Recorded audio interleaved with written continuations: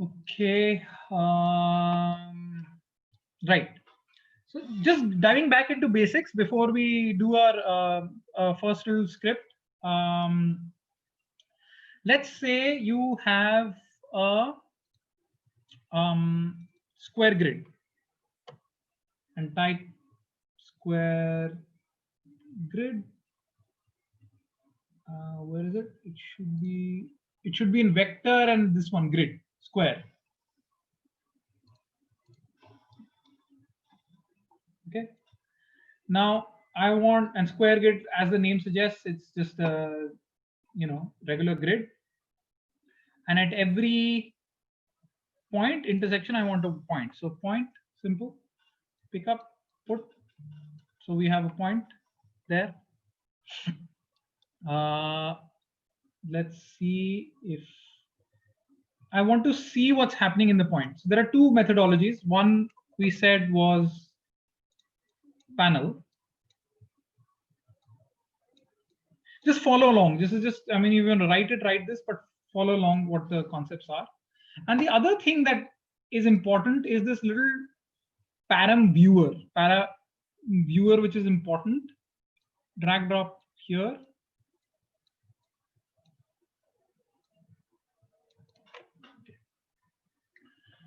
So this is just to view these two things, kind of complete the information, the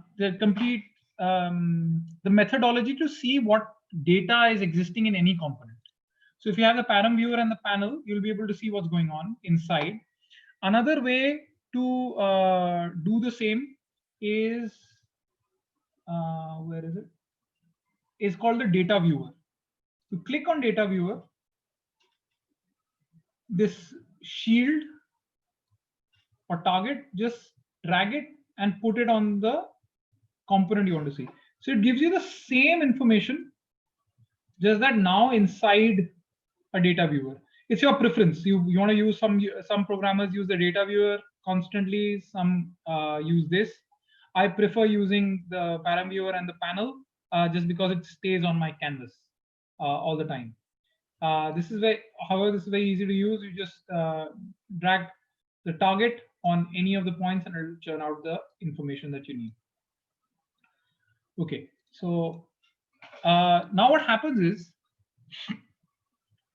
again, one relies how the data is being stored.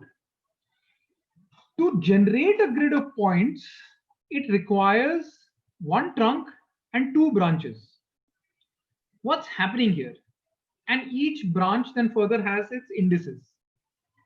Okay, how is this happening? So there's to explain this further, what I'm going to use is that's something called a tree branch.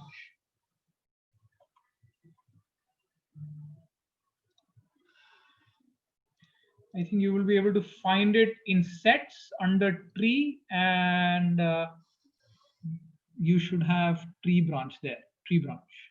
Okay. Let's see what's going on. So I identified here. Oops, what is missing?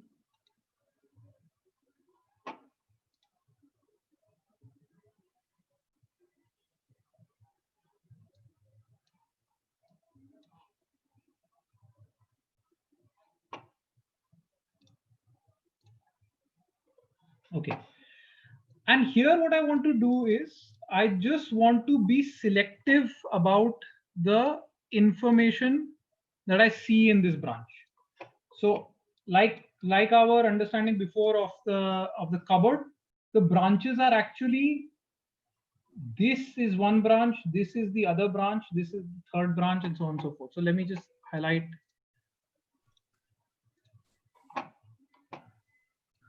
This is one branch. Hello, sir, could you please repeat after the point? I missed the part. After this? Yeah. So there are two things that you should drag and drop. One is the Perim Viewer. Perim Viewer you'll get in Perims, and so Perims, and this guy, this looks like a tree. Yes, sir. And this is the panel that you've been using. Okay. Yeah. Thank you, sir. Okay. All right. So now what we're working with is how to identify the is I want to extract a branch um, out of this entire data information, this entire grid of information. Okay, I want to peel out one branch. Like it says, it has 6 branches and each branch has 6 elements in it. So I want to extract this guy out, 001 and 003. So as our understanding before of making a grid, this is one branch, this is the second branch, this is the this is the third branch, and so on and so forth. So this has 1, 2, 3, 4, 5, 6 branches. These are branches, B0 to B5.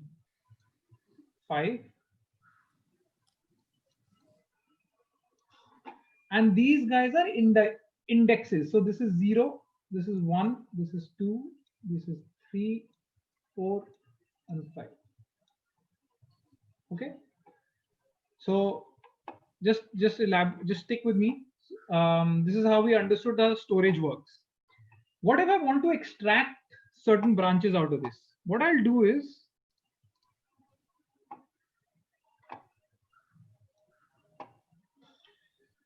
I go to the tree branch component. In the first input, it's asking for a tree, so I'll give it a tree, and it shows all my 6 branches. But I don't want these 6 branches. I do manage path collection, add item, and here I carefully type the 3 branches I want. So I want 000, I want 002 or 001, and say 004. Any 3, really doesn't matter. So I say 0, semicolon 0, semicolon 0, enter. I add another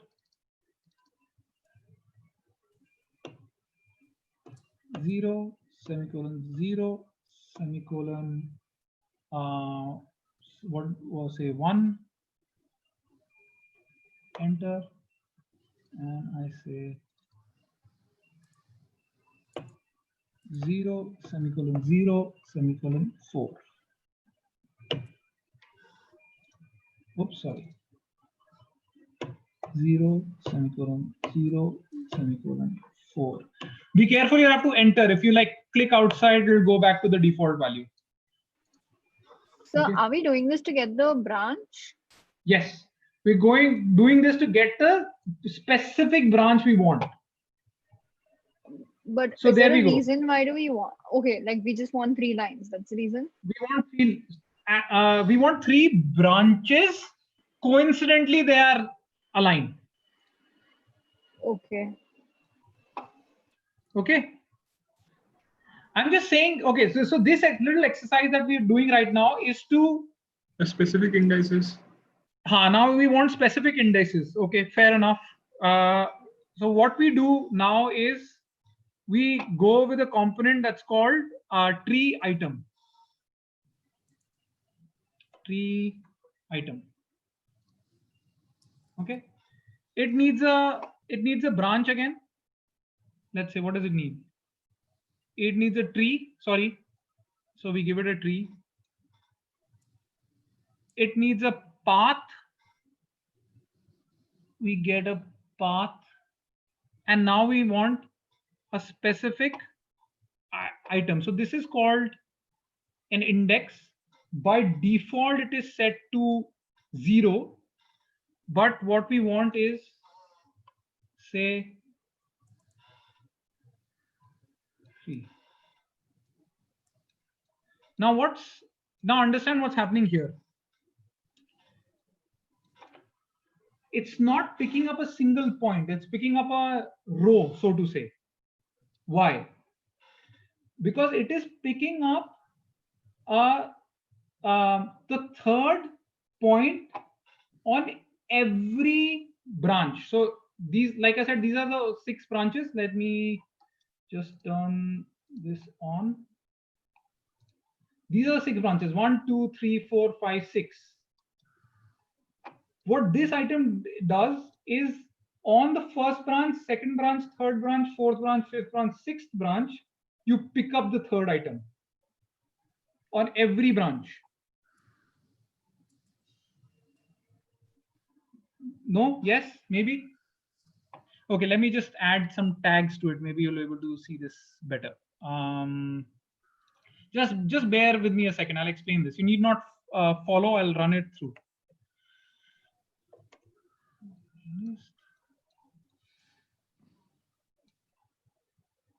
We've done point list before. We've added scale to it, right? Say 0.24.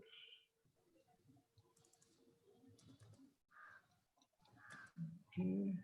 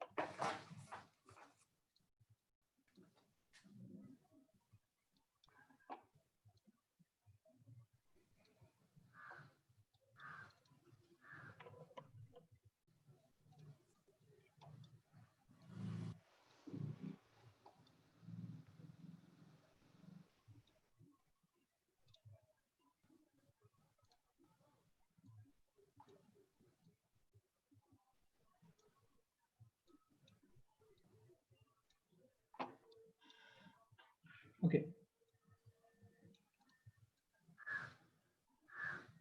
This is just for understanding. Don't follow currently. This is just a script I made right now to just make you understand. Okay, so understand the principle again.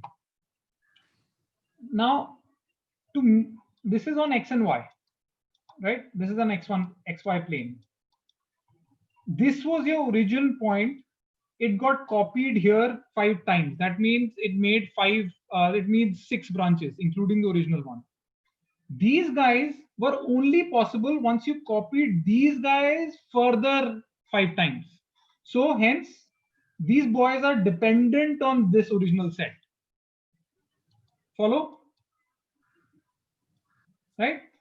So anything that is now existing here is dependent on the original parent. Now, for this guy, the parent is the branch, not this point. So again, if you identify on what's happening here, let's turn what's happening here. Yeah. When I select this item, this is selecting the third number for all the branches.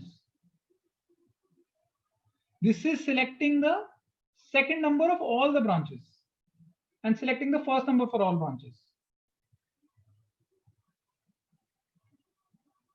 This is just a little. So if we want vertically, we use a branch command, and if you want it horizontally, we use the item. Is it the tree item?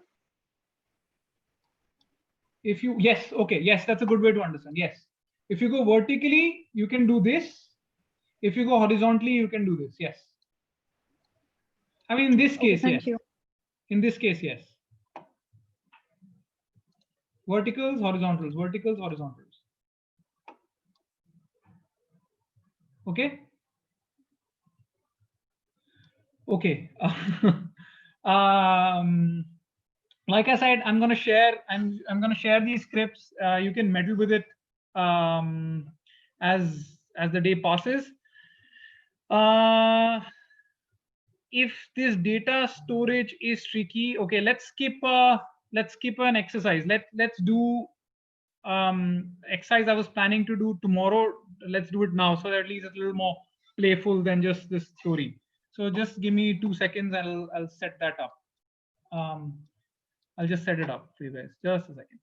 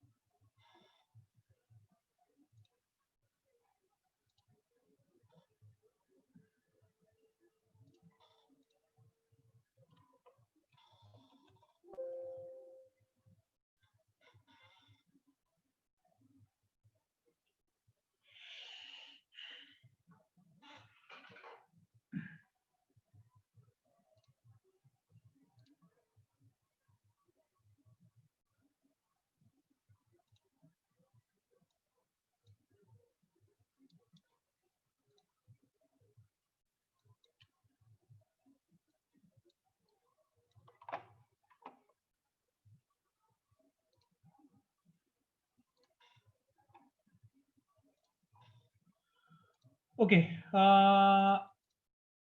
let's just write our first script that everyone does, that little increasing, decreasing sizes of rectangles. Okay, let's do that. Let's get some excitement here. Okay, let's first thing, in your vector, go to say a rectangular grid, drop it here. Let's say it's like a New York City block, and I set 100 meters dimension of each block.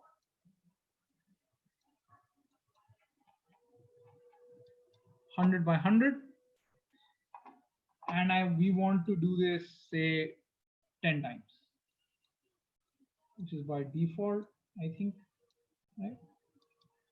Okay.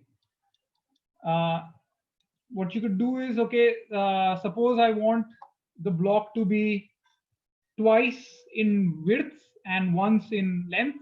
What I can do it with two methodologies. Right click on your SX, and there is something called expression. Right click on X and go in expression. And if you say 2 into X, it simply tells Grasshopper or any component that whatever input that you're getting, multiply that twice. That's it.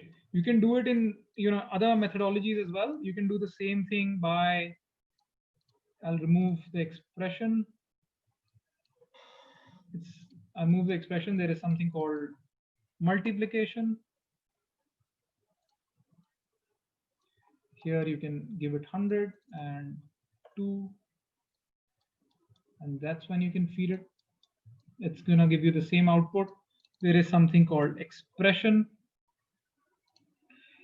So for example, this is for complicated formulas. If you know the formula, here the formula is very simple. Again, 2 into X. You provide this information and this information. Again, it's all going to be the same. So whatever method you follow, you put an expression by default into the component, or you use a multiplication component, or you use an expression component, the output is similar, exactly the same. It's how you do it. It's just preferences. Okay, so let's do this. Now what I want to do is, let's go back. What we're trying to do is, let's go back, and our what we all going to be the same. So whatever method you follow, you put an expression by default into the component. What we're trying to create is this little Thames gateway that was Zaha Hadid's project about 10 years back. It was a proposal for development of the entire eastern side of London.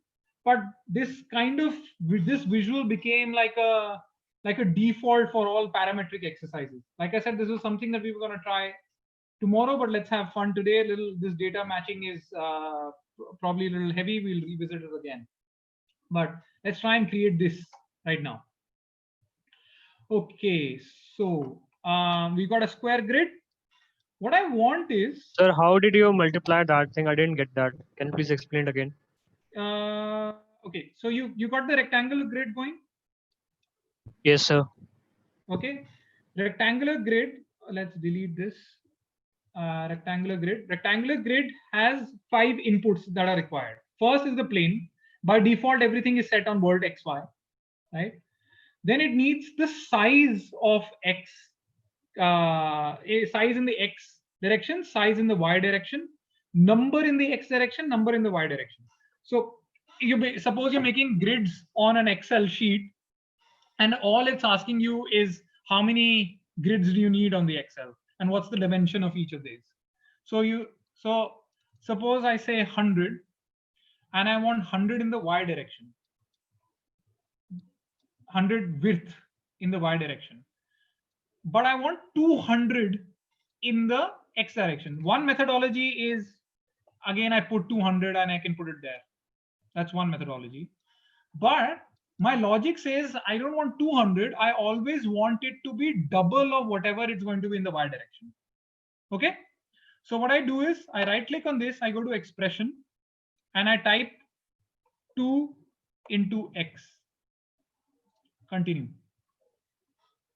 and now I will just feed this guy. So it will become 200. Are you with me? Understood? Okay. Thank you, sir. This works, this little trick that I showed you works for most components. Please bear in mind that something that has evolved in Rhino so far was earlier what you had to do is that everyone probably has done a little bit of algebra. So this x is generic. It's like 2x plus y. X could be anything. So even if you have to do this exercise for y, you would do the same thing. You go to expression 3 into x. You don't have to type y. That's it. So it works with the variable x for everything. It doesn't matter if it's a, b, c, whatever. Okay, and then you want, so we've got the size of the grid, but the number of grids is set to 10 by 5. I want this 10 by 10. So I just say 10 and I drag this into both.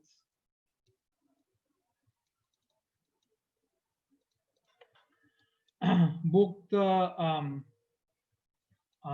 EX and EY. Okay. What I want to do now is, assuming that this is a New York City block, which is 200 meters by 100 meters. However, I see no roads in it. What if I want to give like, Fifth Ave by whatever, say 88 and stuff like that. I want to give a road network in it. So one thing I can easily do is if I scale these grids down, I will easily be able to carve out roads in the middle. So let's go ahead and save and scale it.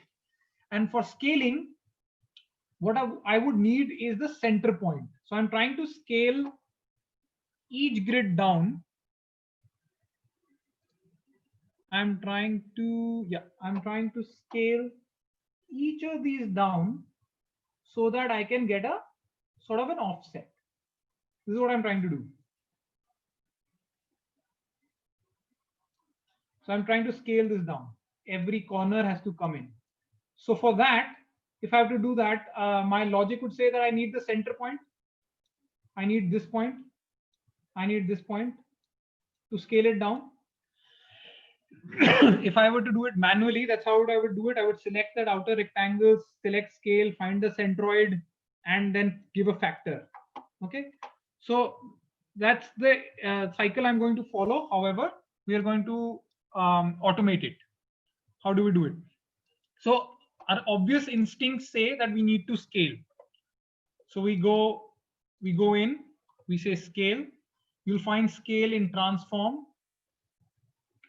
Here, this is scale, and it says, okay, feed me the base geometry. Oh, that's easy. I give you the base geometry. Now you see it has scaled. This is the scaled version. This is the scaled version of the larger city grid, but it's scaling to a center which is 0, 0, 0. Everything has a common center. But right now we discussed that we want it in the center of each cell. Okay, here's another point. Maybe this works. Let's check it out. If I go point, if I drag it here, this will not work is because this is actually not the centroid point. This is the corner point. So if I feed this in, we get scaling, but we get scaling to a corner. But that's not what we're looking for. We're looking for a scaling in the center. How do we do that? Now there are multiple components that help you do this. The one that I use often, I'm going to turn this off, is something called area. While area will, like the name suggests, will give me the area of each component, I don't care for the area. I care for this point. Look, it has given me centroids. Now the common question I get asked is, how would I know? Unfortunately, you only know by practice that area is going to give something. You also have commands like centroid, grid center, polygon center. There are several other things that give you the same information, but now polycenter gives you much more information that I don't need at this point. It could take me in different tangents of the information I don't need. So a safer one that I use is area. So area now has scale. Now simply, as my logic would say, this guy needed a center. This is giving me the centers. What if I join it here? There we go. Everything scales down. Now this is the result we were looking for. Right? Can you please explain what is the red and 9ms mean? It says just it's taking 9 milliseconds to compute this. Oh, It's helpful when your script gets complicated, like I had mentioned earlier. It's under display, widgets, and profiler. It's advised to keep this on because once the script gets heavy, you start acknowledging the little components are taking too much time. So you disable them if you have to do other things. okay. Thank you. Okay. Yeah. So for the square grid, when we applied the formula for the size, we got the x and y component. So what was the formula which we used in expression? 2 into x. Okay. And by the way, not the square grid, a rectangular grid. Rectangular grid and square grid, there's a slight difference. So square grid, this is square grid, doesn't have that many components. The rectangular grid has an extra component of sy and sx. Okay. All right. Thank you.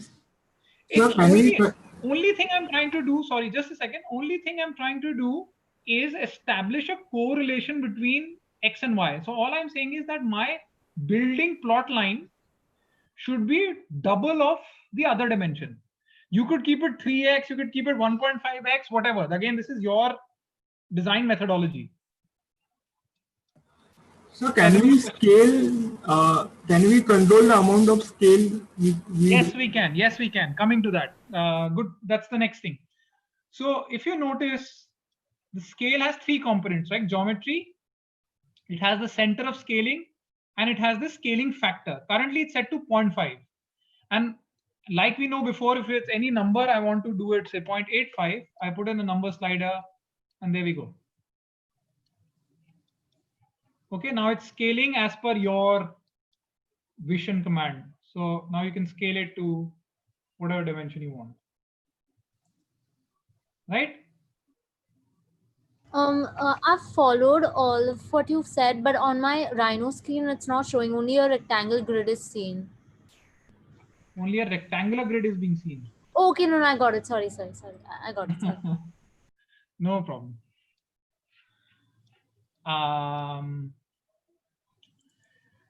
Okay, continue. So I'm scaling this down, and I'm scaling it down at whatever 0.75, and I'm going to keep it at say 0.8685. Okay. Now, but what I want to create is this absolutely, typical parametric input that if I have a point here, the scaling should change based on my distance to the point. Everything should scale as per the point. It should either repel or attract and affect the scaling. That's what I want to do. So that's what we call the first parametric script. What we're going to do is, how do you get a point in? You simply click, double click, get a point in, right click, set one point, set a point. Okay, now you got your input in. The methodology is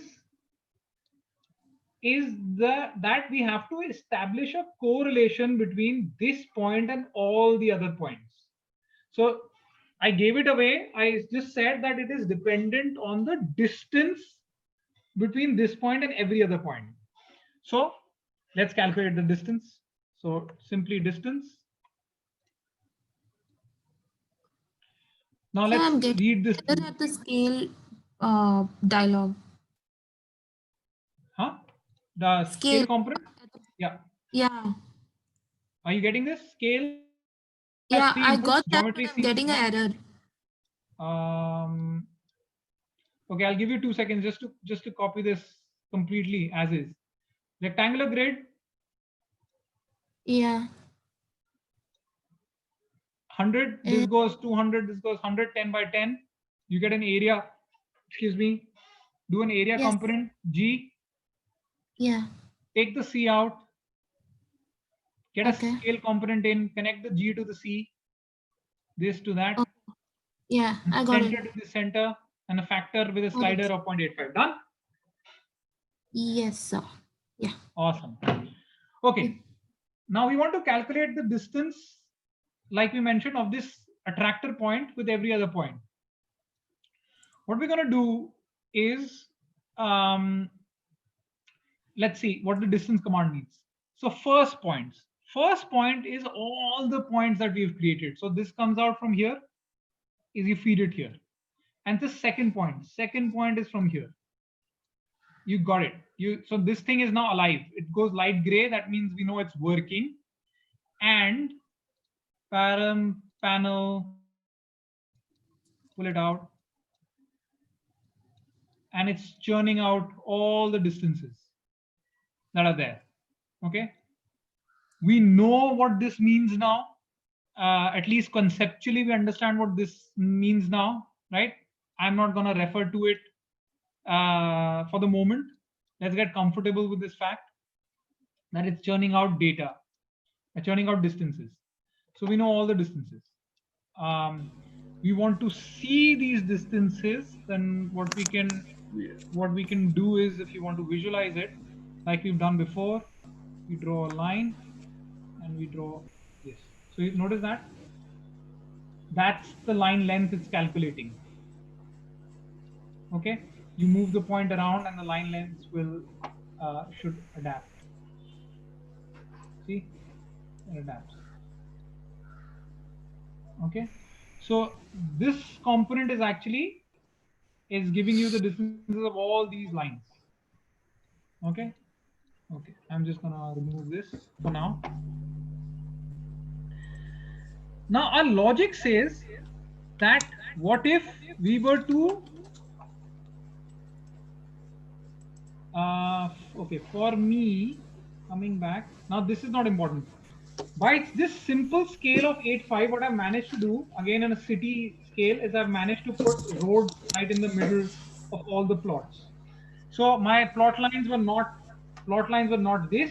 My plot lines, in my understanding, is this, with a nice grid of roads, a very Militison Preem, New York, LA kind of layout, very American style of master planning. Okay, so we've got these road lines. My concept says that I want to scale them based on distance. So simply what we could do is feed this geometry, center points remain the same, and I scale it here. But what's happening? The scale is insane. It has scaled. If you notice, what we've done is, I'll repeat this step. I'm scaling the cells again. Joint geometry to geometry. It's doing the same thing, taking a corner point, but we know this centroid works. We give it a scale further. We wanted to establish a correlation between the distances and the scale, so we give this a factor. It has scaled, but it is scaled immensely high because the scale factor was this 13131303, massive amount of scaling. That's why we are not able to visualize it or get the required result. This is not what we wanted. So one methodology of doing this is, wouldn't it be nice if any number that exists between the smallest and the largest here, if it could just operate between 0 and 1. Yes, do you understand that? So what I need to do is, if this range of distances is from say 10 till 1500, I want all those distances to be redefined from 0 till 1. Okay, so that's something called remap numbers.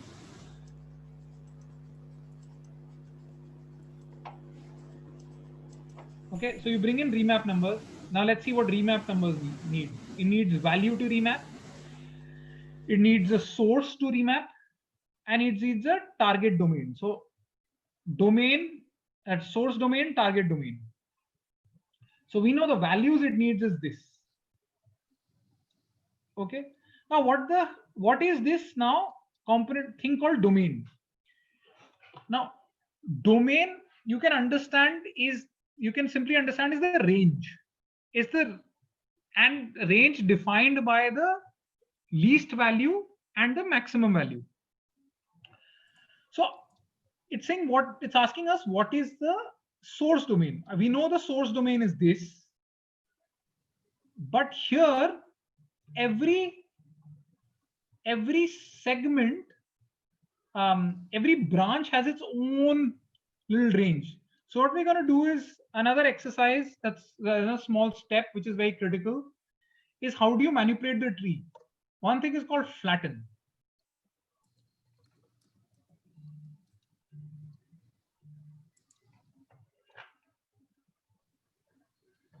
So if you notice, what's happened here is that here there were different branches. What flatten does is changes everything and crushes into one major trunk. That's all it does. So if you look at the Perim Viewer,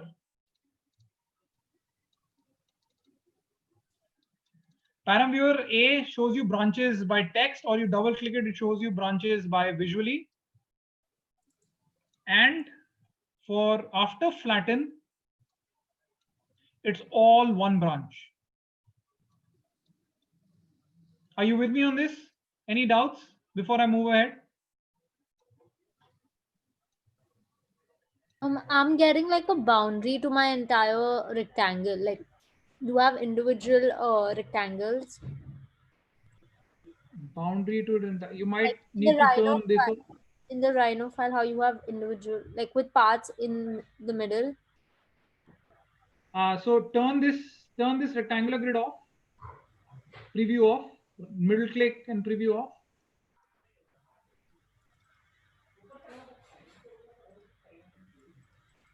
So only thing that's currently on is the scale.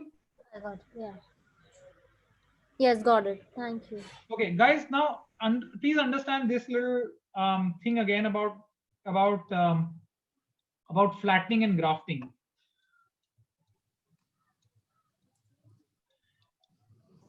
Where the tree comes from. Come again? Where the tree comes from. This tree, okay, I'll just walk you through again. Let's delete this stuff. Okay. Also, can you please explain that how do we know when do we have to use flatten? Yeah, of course, I'm coming to that.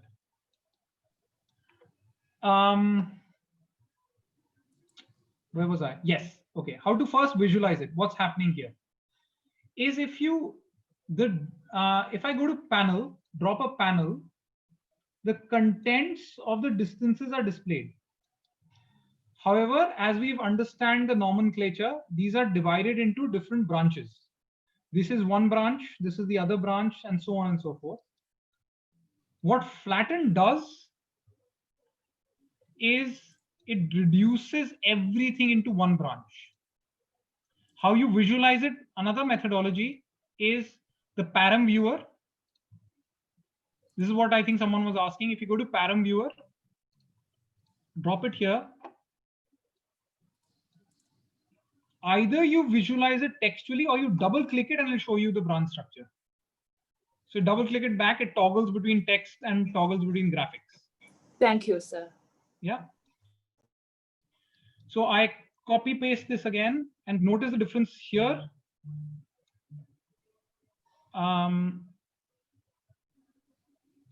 Is I have a single branch. Guys, just a second.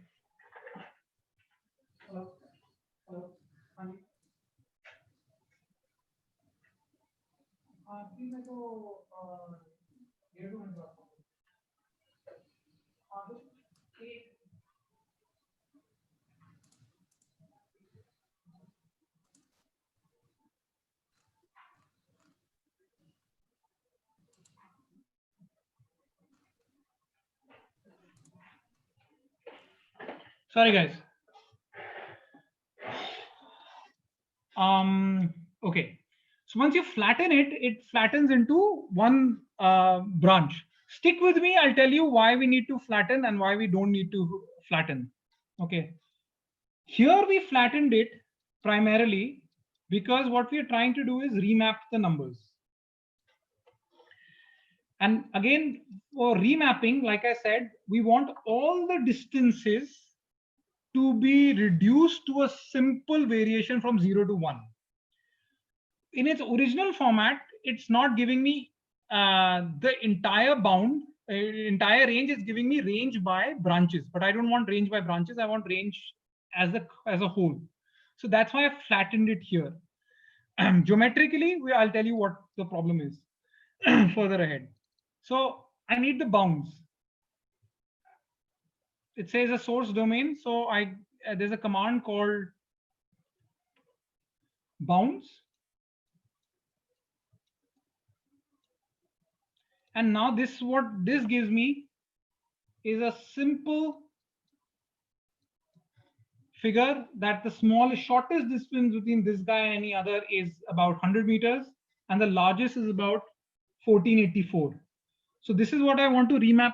You can keep it present. So I want all of this number to become 0 and 1. So I give this a source, and now all the numbers that I thrown out here are from 0 to 1. Yes. Okay. So bounds means you're gonna give it to 0 to 1. So when you attach bounds, that's what it does. So okay. Bounds by simply, I mean, semantics means like the boundary, the range. This component is by default set as a target to 0 to 1. Suppose you want to create a custom bounds, okay, custom limits, custom domain. So what you do is construct domain.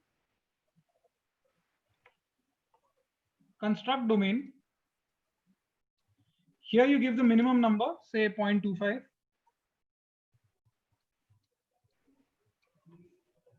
And here you say, again, say whatever, 87. So now you have a bounds which goes from 0.25 to 0.87. I feed it here, and that's all it'll, so if you notice, 0.87 is the highest you'll ever go. Okay, so you've remapped your numbers here. Now it should be simple. Now we were scaling by distance, and now we scale it by factor. There we go. It's scaling. Let me just reduce this. Could we also use reparameterize instead of remap, since it was just 0 to 1? In some cases, yes, but reparameterize, what it primarily is used for is if there is a inherent UV value of a particular surface or a curve, then you remap it to 0 or 1. How do I? Okay. Reparameterize, I would usually use it for a geometry, and remap numbers, I would use it for numbers. Okay, thank you. Okay, so geometry mean a curve, a surface primarily. So okay, so you wanted to if you wanted to find a point on okay, let me sketch this out. So what's the battery name you used instead of bounds?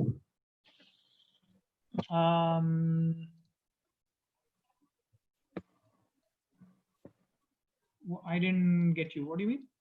The battery connected to the remap. Yeah, that's, yeah. It's called construct domain.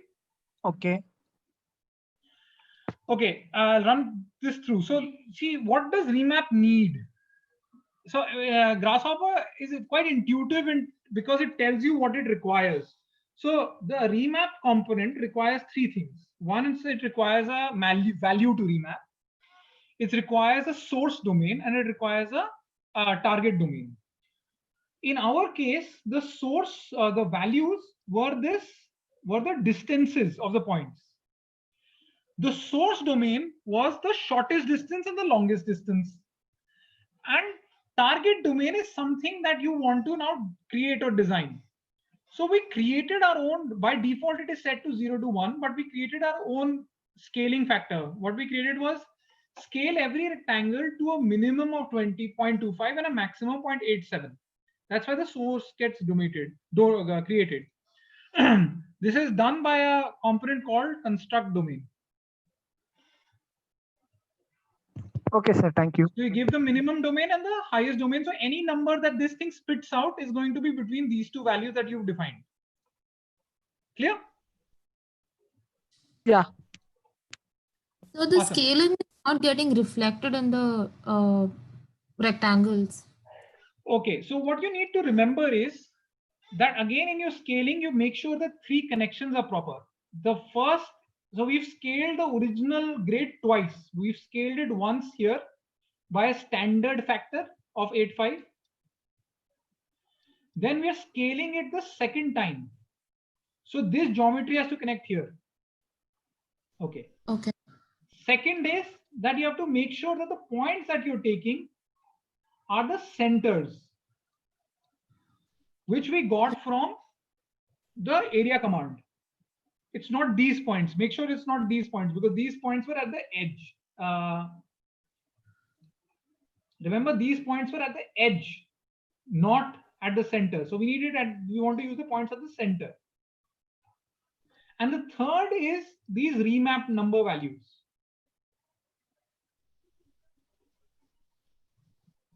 Okay. Now somebody asked me, what is the point of when do we flatten and when do we graph? Okay.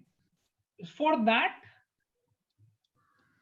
by the way, I mean, just before that, you can easily play, and this is the kind of the exciting thing about getting to do Grasshopper. You know, so already you're doing a city planning exercise, and like maybe you're making a jolly pattern, whatever. You guys are now equipped to create all of that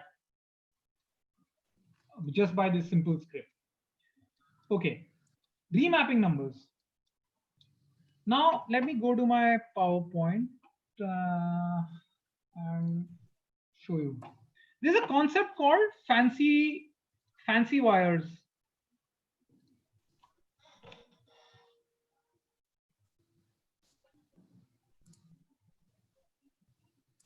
Oh, what did I hit on my screen?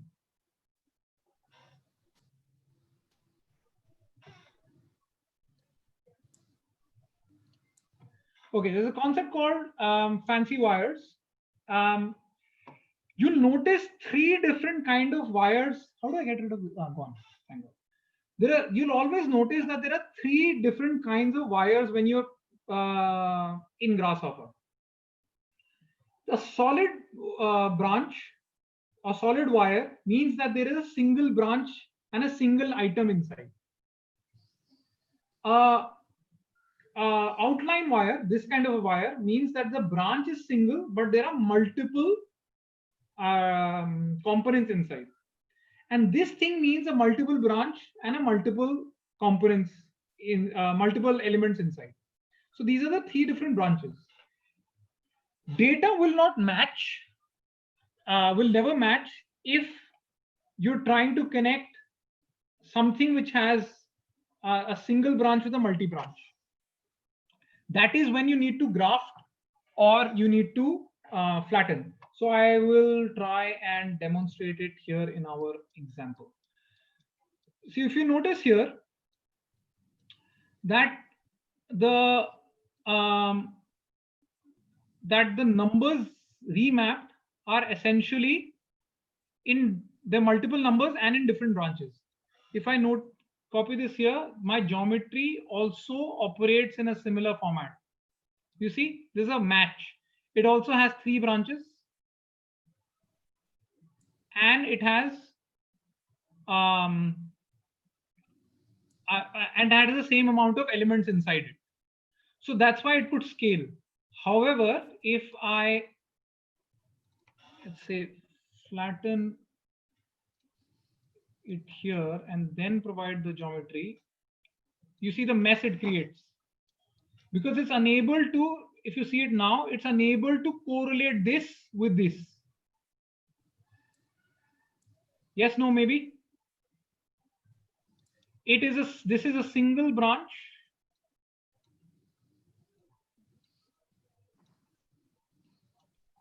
This is a single branch. And this is a multi-branch. A single branch cannot talk to the multi-branch. It has to have the same number of branches.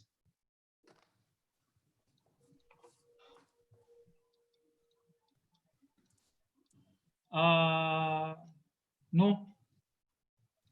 Okay, let's try and set up another way to still those in doubt. So I can explain this again. We'll try another example to explain it.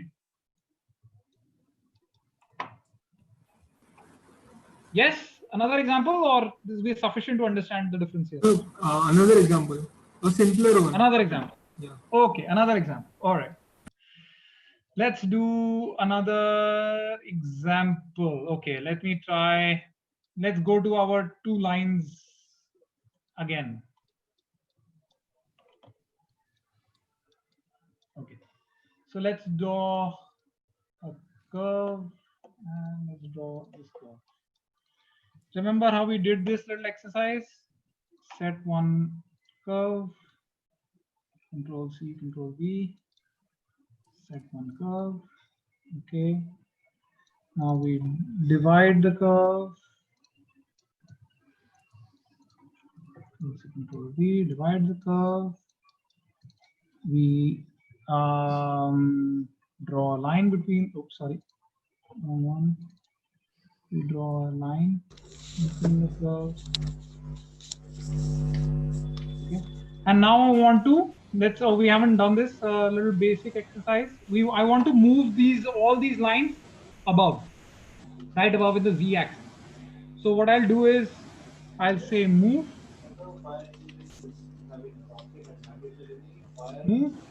It should be in transform. Move. I move this geometry. But you have to give it, always a move command needs a vector. It needs a direction. So by default it's set to 0 and it's Z to Z and it's set to 1. But I want to move it as per my desire. So I move it unit Z. That gives it a direction. And I want to say move it 5 units.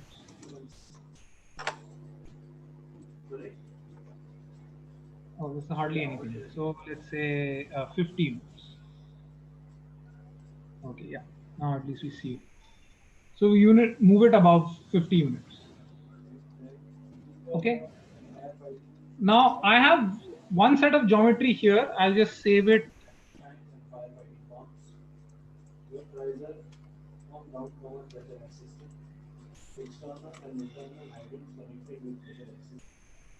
So I have a set of curves in the bottom layer. I have a set of curves in the top layer, and I want to loft.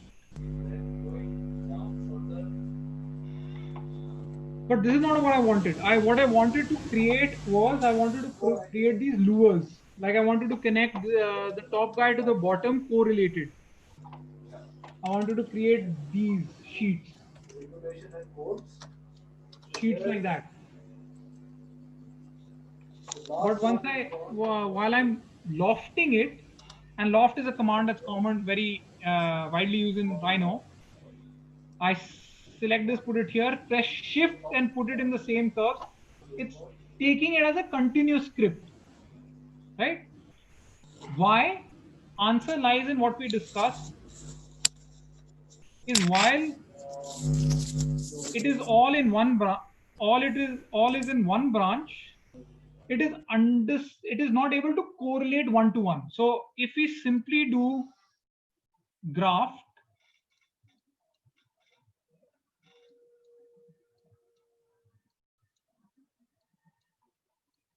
and now loft, we get the desired result.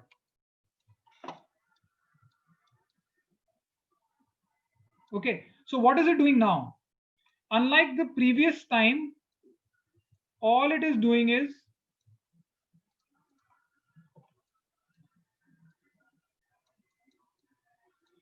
Now it is broken it down into multiple branches.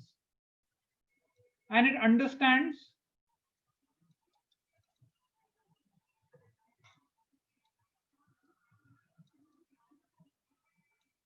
it automatically matches data that I want to connect this branch to that branch, this branch to that branch. So this is an example of when to graft and when to flatten. Is this more clear? So could you explain it once more? Okay. You were with me till we made these curves move up. Yes, sir. Right. So we moved.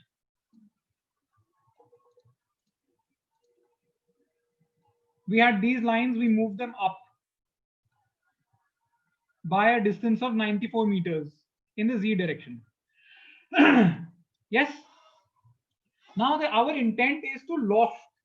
I want to make a wall from this line to that line, then this line to this line, this line to this line. I want to make these series of these vertical partitions all across. Okay. Logic tells me that all I need to do is loft. I need to loft these lines. Loft is a command. It's quite, widely used in Rhino as well. So I want to loft these. But when I loft it directly by putting one data and then pressing shift and putting another data.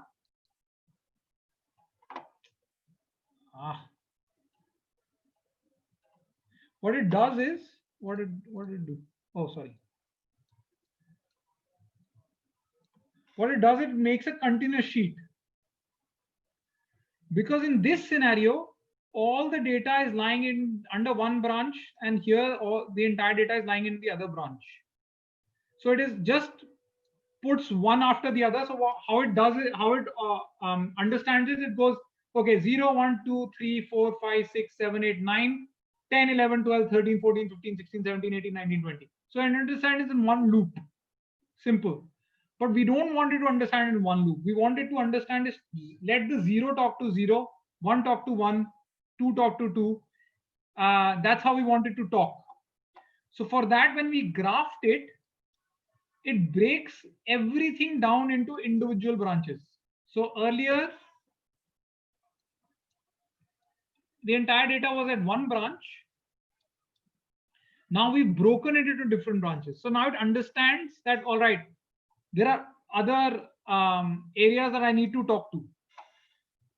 So once you loft this now, it'll give you the result that you want. So now it's reading as 0, 0, 1, 1, 2, 2, 3, 3, 4, 4. First, it was reading as 0 to 9 and then 0 to 9. It was reading it in one series. Now it's reading as an alternate 1, 2, 3, 4, 1, 1, 2, 2, 3, 3, 4, 4.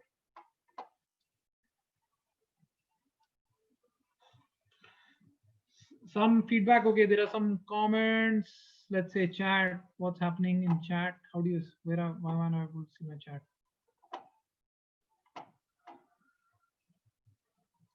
Chat. Where's chat? Okay, there. Number to number. Yeah, that's right. Number to number. That's right. So index number to index number. It's reading index number to index number.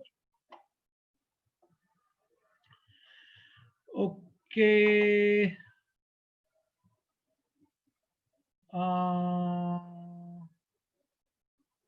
Fine. So any other question? YouTube is not streaming. I don't know, man. I don't want to dabble into that right now. I don't know if someone was watching it. Is it not working? I don't know. Or you use an.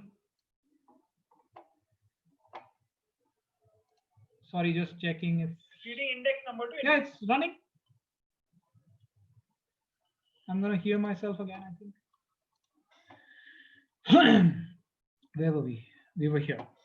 So coming back, is this clear? Is this graph and flatten a bit, okay, let's say not entirely clear, but a bit more clear than the other example? Where were we? Yes, sir. Okay, that's a hesitant yes. But let's have fun here and then maybe we can see what we can, if we can come back. So, little disclaimer, especially, I mean, this is a beginner's course, and you would have to go through these concepts a few times over than, of course, this one-time methodology, because I'm throwing these components at you time and time again, and new concepts time and time again. Bear with me, grasp them, and my only wish is that you guys keep on practicing so that you can get a better hold of how the systems work. Because once the concepts are in place, or they get replicated for everything. Okay, coming back to this little excitement that we had going on of making a sort of a Thames gateway by Zaha. But what if I want to create not a point, but I want the entire city to react to this little garden or a street that I include in the middle. It should respond to this curve and not the and not a point. Okay, now let's try and do that. Let's do this thing all over again. I'm going to turn this off. Okay, let's say we had a rectangular grid. Let's copy this. Here we have a rectangular grid. We see that rectangular grid, very nice. We scale that rectangular grid like we did last time. We scale it, great. This is the geometry, and we need to scale it at the center point. So we got the area command geometry here, center here, and we'll see. Whoa, we'll see what just happened. Yeah, we see the scale. This bit is the same. But now the difference is we feed it a curve. Right click, set one curve, and we feed it a curve. What we want to do is we want to find out the distance of each point to the curve. It's the same principle like we did before. What is the shortest distance between any point to a curve? The perpendicular. It's easy. So if I want to, so this is where again math comes in.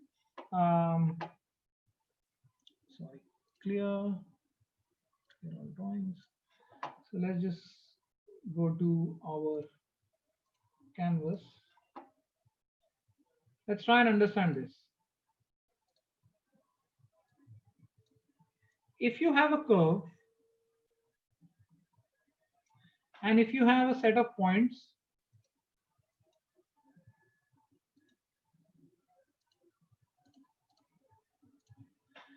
now the shortest distance of this point, let's say A, B, C, D, E, F. Now the distance from D to the curve is gonna be different from E to the curve, and so on and so forth. And the shortest distance from any point to a curve is the perpendicular line. It has to be 90 degrees. Yeah, simple math. It cannot be this obtuse line strange. It will be the perpendicular line. Right? So perpendicular somewhere here, so perpendicular somewhere here. Okay. So what we essentially need is a distance from these points. Let's call it A dash, B dash,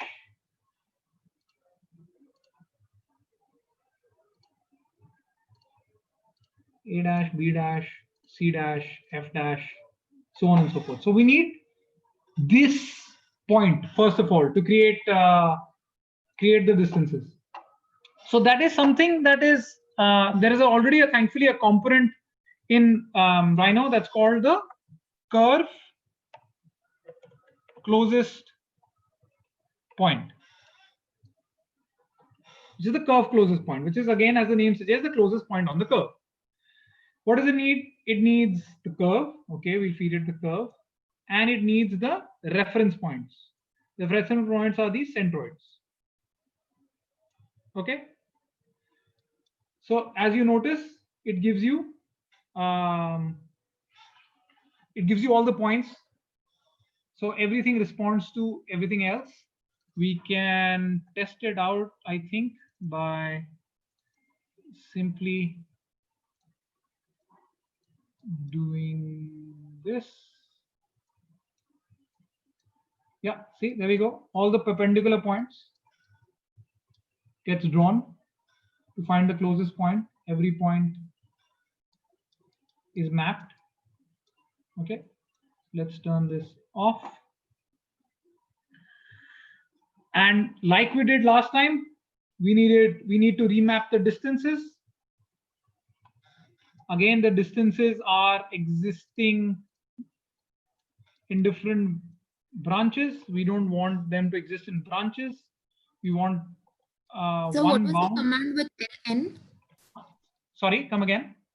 The ln dialog box, what's the command? This one? Yeah. Line. This is the same command we've been using for some time. Line with 2 points. Line, this one. Creating 2 points. Thank you. Okay. Yeah. Okay. So same, what we need to do is we want to scale all of these with respect to the distance of the points. Okay. So we copy the scale. We copy the geometry. The center remains the same. Factor is what we want to play with. Factor is the variable. How do we get the factor? We can easily get the distance in. And then again, the same problem. Because the distances are large, the scaling is humongous. So we obviously want to remap the numbers. So how do we remap? We've already done this in the past. We can copy it from the top. Oh, actually, let's just, so Control C, Control V. We want, let's do it again. Let's not remap numbers. This is the value that we want to remap. Now we want to get the source domain. Source domain is source domain, which is basically the boundary of the shortest distance or largest distance. We've already done it. We can get it by bounds. But bounds will throw us distances in branches. So we'll flatten this. Okay, another way to flatten is you can flatten it right here. The output goes out as flattened. But since we're going to use it multiple times, I will not do that. Multi-time means I'm using this information quite a few times. So while I might need it to be flattened for certain kind of computation, others might not need it. That's why I'll just use flatten. So now I have the bounds.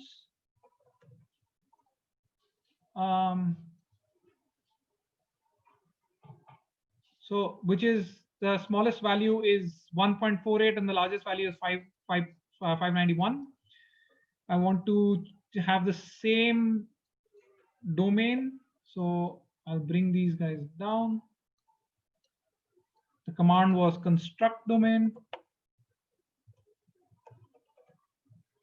Construct domain, minimum number here, maximum number there. Target, yeah, and the source. So we know we've got the scaling going. And this should work. Let's just hide everything else.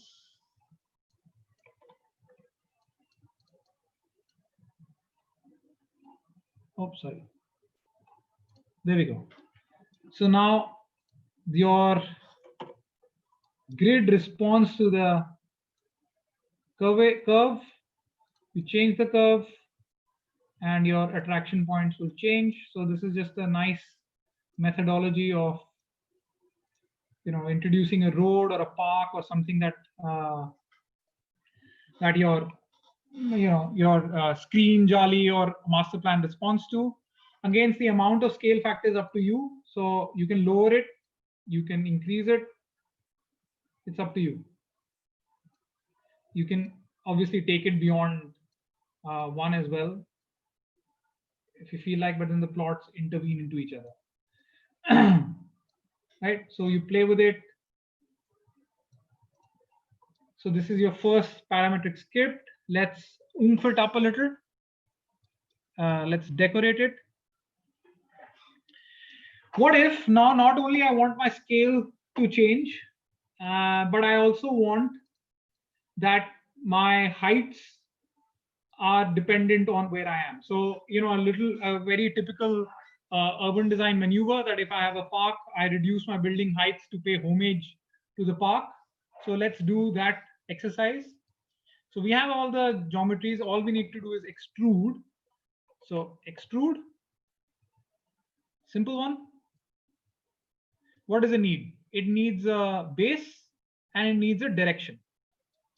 So direction is up, which is, you always get a direction from simple typing unit XYZ, the unit. So it's a vector, like we understand a vector. Vector has a starting point and has a direction. The difference between a vector and a ray is that the ray does not have an amplitude, while vector has an amplitude as well. It has a dimension. So I want to scale it up, unit Z. I give it there. I give it the bottommost. I give it the basis. Now, if you notice, if I zoom in, it is scaling up. It is scaling up everything, but it is scaling up with a unit of 1, just simple 1. This is what we want to play with. We want it to respond to, again, the distances. So ideally what we can simply do is, again, pull out a distance from here and put it here, and there we go. It's responding.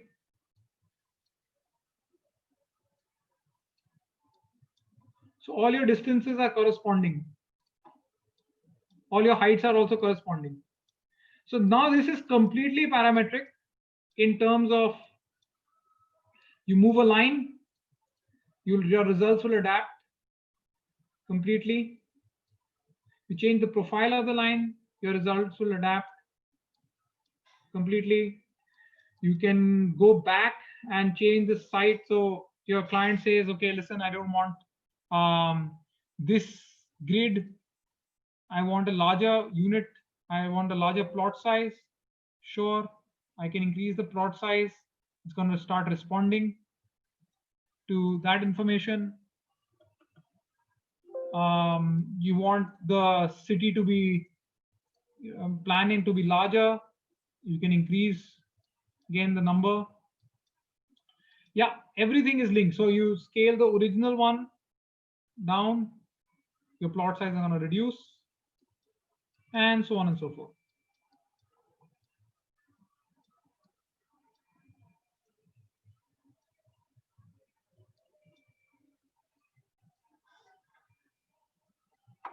Okay.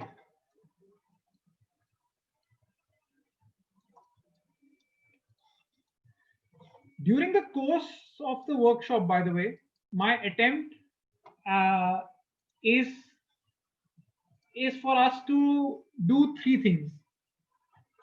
To create to see how scripts or definitions can be used to do master planning level. Architecture level, we're going to do a simple exercise that I've actually borrowed from a bunch of friends. This is, we could try and make the rotating absolute tower by Mad Architects. And then we're going to do a detailing exercise where we do something similar to the British Museum roof. Right? The whole point is just to understand that every scale, the logic or how you make your definition remains the same. Is the interpretation of the scale that varies, which is very individualistic. The same exercise here can be used to do the same exercise here, but because Rhino is only churning out geometry. We don't know whether this is buildings, these are sticks, or these are a system of louvers. That is your interpretation of what it is. Rhino does not understand that. At least in the methodology that we are following. Of course, if you follow other plugins and you bring in Visual Arc and a lot of other things, then it has BIM capabilities and so on and so forth. So this is your master planning exercise. What I would like to do right now, we are in our 4th hour. What I would like to do is decorate this exercise by little tricks that you can do, assuming that you want to control the heights, and how do you take outputs from Rhino. Like in my background, you see these little white green screens. How do I do that? How do I make graphics out of it for cataloging purposes? So we're gonna leave Grasshopper for now in terms of definition. We're only trying to now see if we can extract information out of it. So before we go ahead, let's cater to doubts, so that, because that's also going to take about 45 minutes to an hour to set cameras and everything. So doubts up till now?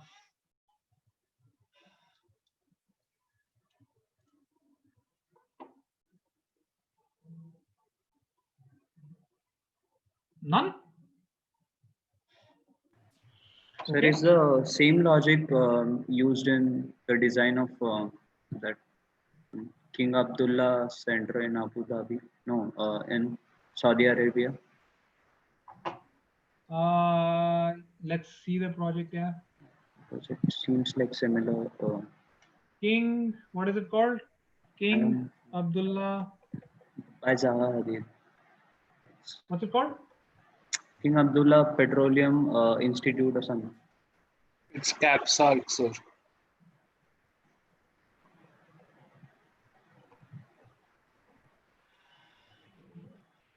Oh, awfully. What? I don't have internet? How's that possible?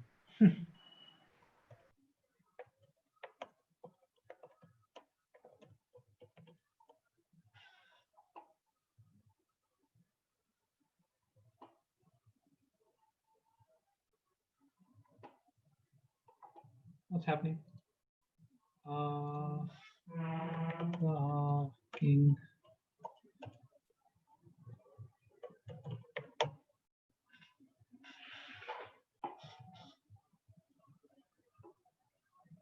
Am I audible?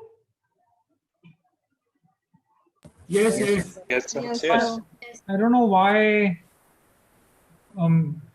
King Abdullah is getting blocked, man. I don't know. Let's say if anything is working. The master plan.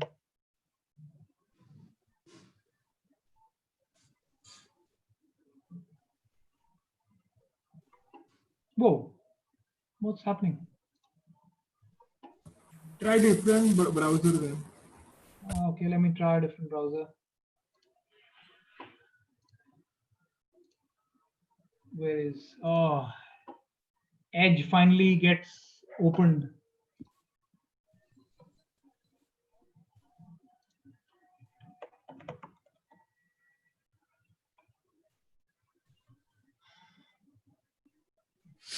Google is down or what?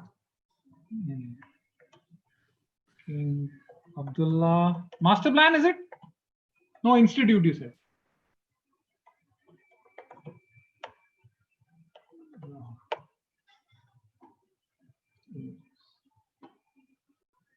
Oh, this one? Yeah. So it's a combination, lot of things, but definitely this guy, not the ceiling, but the jali is definitely one of the things that are being used as this. Yes. So, but like I said, a lot of, so what the project I was mentioning was the Thames Gateway by Zaha for master planning level.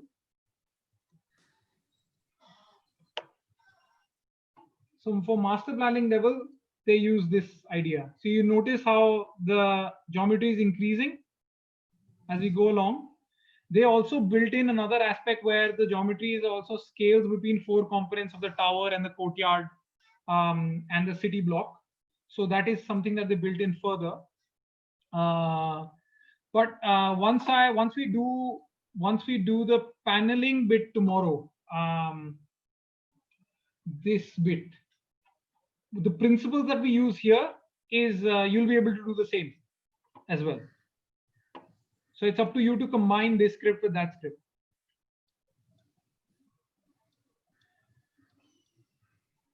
Okay, let's try and see how you can decorate. How do you take information out of Grasshopper? See, what happens is if I shut Grasshopper, everything vanishes, right? Because like I said, it's a mirror. So what you do for that kind of scenario is something that's called a bake. Okay, so you right click or middle click, and there is a little fried egg icon. You click it and it bakes. So now once you close Grasshopper, this thing exists in Rhino, but it's not parametrically linked to Grasshopper. Now it's an individual element completely. And of course, then principles of Rhino apply, that you can give this layer a color, however you want to see it. What I usually recommend is the following steps to take consistent data. Suppose I want to measure this output with another output that I might possibly be looking at. So what I'll do is, first of all, get rid of the grid at the back, which is F7 on the view, on just the keyboard. That gets rid of that. The other thing that I will do is go to options. This is all in Rhino. This is nothing to do with Grasshopper. In options, in appearance, colors, I change the background to white. Oops. Background to white. There we go. And right click, name view, viewport properties. I like to set this stuff to say 32, little exaggerated. Once I set my camera, this is say the view I like. I right click, I set view and name views, and I save this view. Save as V1. So like any other software, once you've set the camera, it doesn't matter, I'll come back to this. The advantage is that you'll see this immense cataloging exercise people do in Grasshopper. So let me just hide this. So group it. Oops, undo. I left one guy behind. Group it. So can you elaborate a little about the lens length as to how do you determine which is the good one? Which is a what? The extrusion? No, the lens length that you took, like you took 32, correct? So how do you know how much should you take? So can you like elaborate a little about that? Is the aesthetic call here? 32 is the human eye focal length. So it's by default set on 50, which is, it totally depends on what looking sexy. That's all. So this is one perspective, and if you look at this is much more dramatic, right? This is much more dramatic than, and this is even more dramatic, I guess. I usually work with 32 is because that's the human focal length. Okay, thank you. Yeah, I work with anything from 25 to 35. Depends how slick I want it to look. Okay, the reason I'm doing this is, so you've got a group. I should remove the curve from the group. So I'm expecting people to know this because it's Rhino. But otherwise, if you don't, just select the objects that you need to group, deselect by control. So I don't want the curve in the group. and I have it here. So why I'm doing this? Why I'm doing this exercise? Why I'm doing this exercise is, let's go back to Grasshopper, and assuming you want to evaluate your results. So what if the curve was here, and now what if the curve was there? Okay, hide. You want to touch. You want to see the comparison. So don't touch anything. Just change your curve. Bake this guy again. Right click this time. If you right click and bake, you get a little more options. Layer 1, you want to group it. Yes. And now you have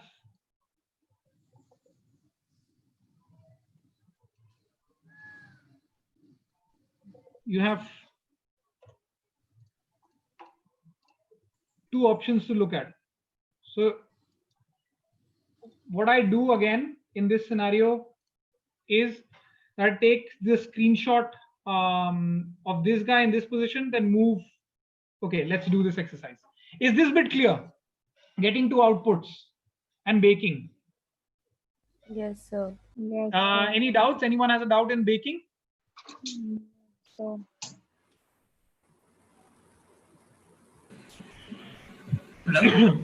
No? Okay. Moving I'm ahead. stuck in the exclusion part of this exercise. The what? The last part, exclusion part. Extrusion. Yeah. Okay, I'll come back to extrusion. If you can just follow this little saving a screenshot exercise, and then we can come back to that. Does that sound fair? Yeah. Okay. Hello? Sir? Yeah. Sir, I'm unable to bake, sir. Bake the output. You are unable to bake. Okay. Yeah. So I'm just going to delete this. Let's put it. Oh, sorry. Okay, let's do this let's do this baking bit again.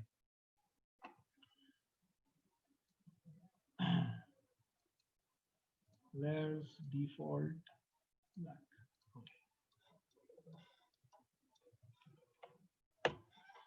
Okay, so you've got this guy. This is your output that you like, or this, at least this is the output that you want to compare. What you simply do is you click on what you want to bake. It will turn green. You right click on it, and there's an option called bake. If you click it, it'll give you this attribute window. Which layer do you want to put it on? I want to put it on layer 1. And do I want to group everything? I said yes. Done. I can close Grasshopper and this will exist. The exercise that I wanted to do was that I have a prefixed view. I want to save this view for my cataloging purposes.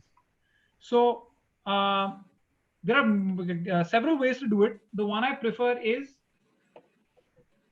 view capture to file.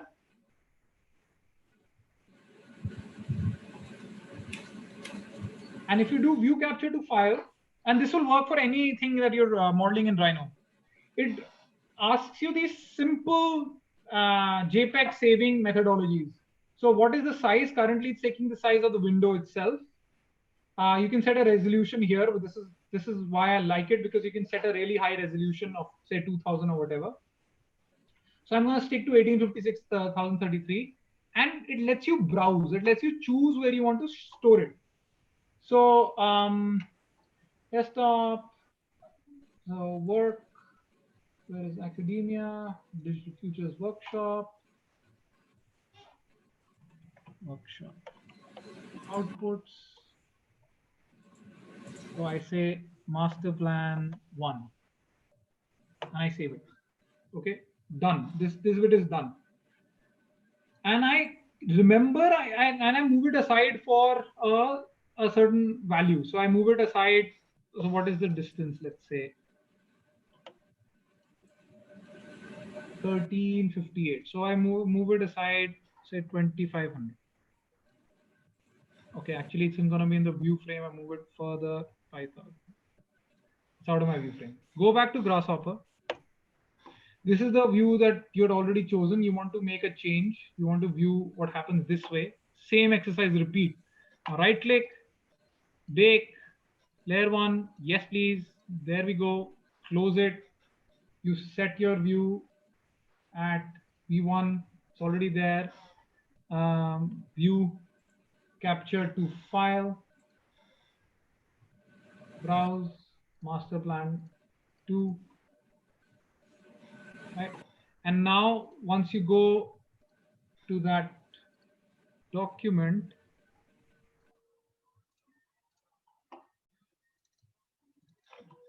you'll be able to compare simultaneously what's going on. And this is the kind of cataloging that you see in a lot of studios and academic studios or professional studios, where they put one next to each other to measure the potency of each. But the steps to do this are just 3-4 simple steps of how do you set your background, when do you bake, and then the resolution you output it at. Is this clear? Yes, sir. Simple. Thank you. Yes, All sir. right. Okay, now let's come back to the extrusion queries. I'm just going to move this aside by 5,000. Let's come back to Grasshopper. So can you clarify as to why do you use view capture to file instead of the print like a normal control P? Like how do you select which one is better? So view capture to file helps me adjust the resolution at that moment. If I do a print, right? Yeah. I have to go through several more things to get a final output. Okay. And the resolution that I have with view capture to file is an instant in control. You can use print, it's either way, whatever your preferred is. Just that the output of the resolution that you get with the view capture is much higher. Oh, okay. Thank you. Yeah, because see, the thing is, it's not pushing out a vector, it's pushing out a raster image. Then the resolutions matter. In the view capture to file, can you like set a window? Is there a way to do that? It's already set, no? It's already set, because once you set the camera, set view and named views, you've already set a window. But that was for the full screen, right? Yeah. But what if I have like a page setup already done and I wanted to just follow that page setup? So again, the principle remains the same. So you want a page setup, you set your view based on the page setup. So now this is your page setup, say. Then you set a new view here. So I set up with this as VT, V2. So constantly now, wherever I am, this is the new view. But I wouldn't have my page line right there, right? Like oh, because how you you're have not a curve. see, you're not okay. So your paper space and model space conversation. That's what you're having. Not exactly. I'm just trying to like reconnect it to the kind of projects that I have. So once I like set an axo view, I have like a curve, like a rectangle made for my page. And then I set like the C plane and all, and I just do like a print command. But if doing a capture to file gives me better resolution, I would want to do that. But how do I get the page, the length of the width? Because of the you're not page working same in as what I'm trying? because in that scenario, you're not working in this scenario, you're not working in a 2D plane. You're working in a 3D. So, I mean, this is actually a 3D projected on a 2D plane kind of conversation. Yeah, we can take it offline and we can discuss your specific case if I have a solution for this. But what I usually do is I don't try and format stuff in Rhino. That's why I usually recommend that we go into InDesign specifically, or you have your PowerPoints and Google Slides and stuff. So I format everything there, compose my sheets in InDesign, not on Rhino. Okay, I think I'll just like discuss this later with you. Sure. Thank you. Okay, coming to where's my Grasshopper gone? Grasshopper. Okay. Now, how are we extruding? There was a question there. What we're doing currently is extruding based on the same principle, the distance from the curve. That was a principle for extrusion.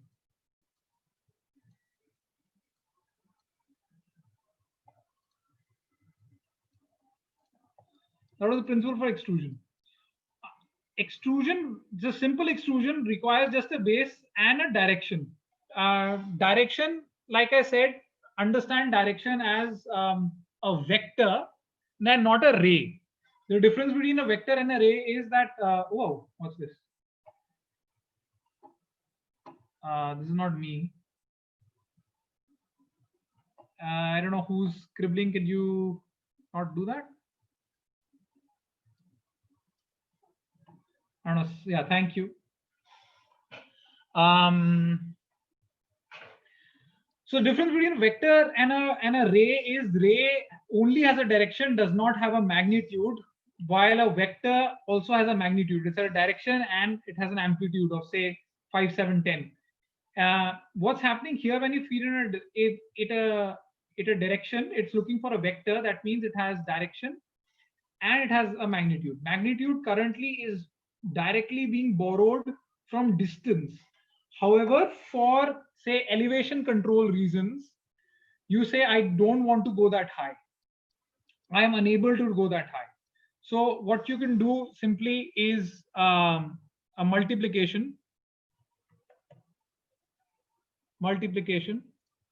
where this is one dimension and the factor of heights is the other.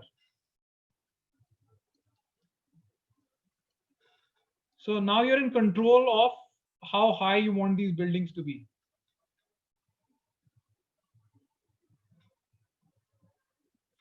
So this is just another way to say remap your numbers. You could do this entire thing by the cumbersome exercise of remapping, or you could just simply use a multiplier because your component that you're going to use further accepts it. Principle being absolutely the same. It's a remap. But now the remap is take the input, let's say x, and remap it to 2x. Whatever you get, just multiply it by, 0.46. That's it. So this is the extrusion.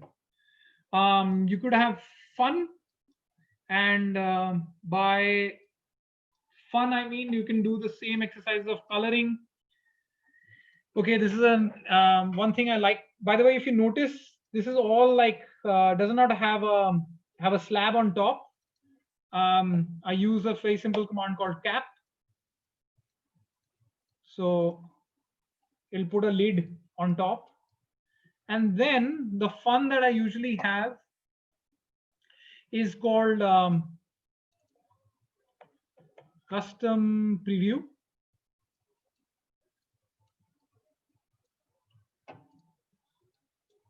So that exercise that you did in by baking, you can avoid by just setting colors here. Of course, I'm not a fan of this pretty pink.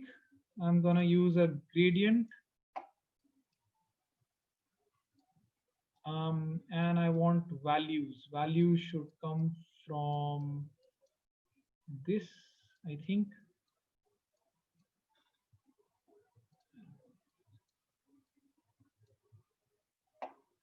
Why is this not working? It should work. Okay.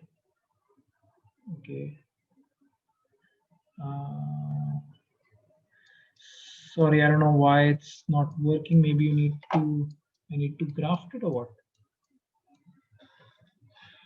But you should be able to just give me a second. Graph it. No, or distances.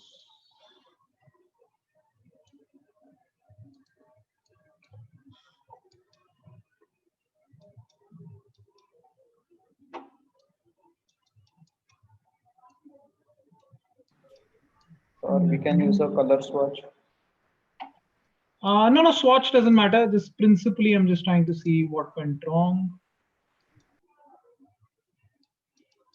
Okay, I'll figure this and update, give you the updated script. But the whole point was that you can do this coloring within Rhino and save it. So you can set again to set view 1. You can minimize Grasshopper. You'll get the same result.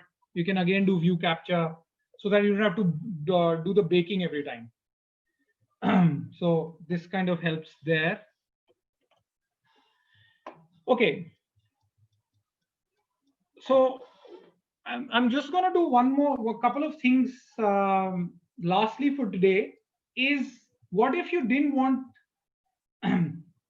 rectangles at each of these corners? What if you wanted an ellipse or something else? How would you do that? Let's try and do that exercise. See, the whole point is that I hope you guys are able to create like small individual projects on day 3. That's what the entire day 3 is for, like do a master planning exercise, do an architectural exercise, and then a detailing exercise. I encourage you to play with the scripts that I shell out by the end of the day, so that whatever you, there's a reference point for you. And on day 3, we can just meddle around with different projects. So let's do a quick exercise. Unless somebody has a question here, we can just play around a little more. Sir, could you explain the connections from curve closest point to the remap battery connection? Okay, fair enough. So principally what we need to do is we need to find the distance between a point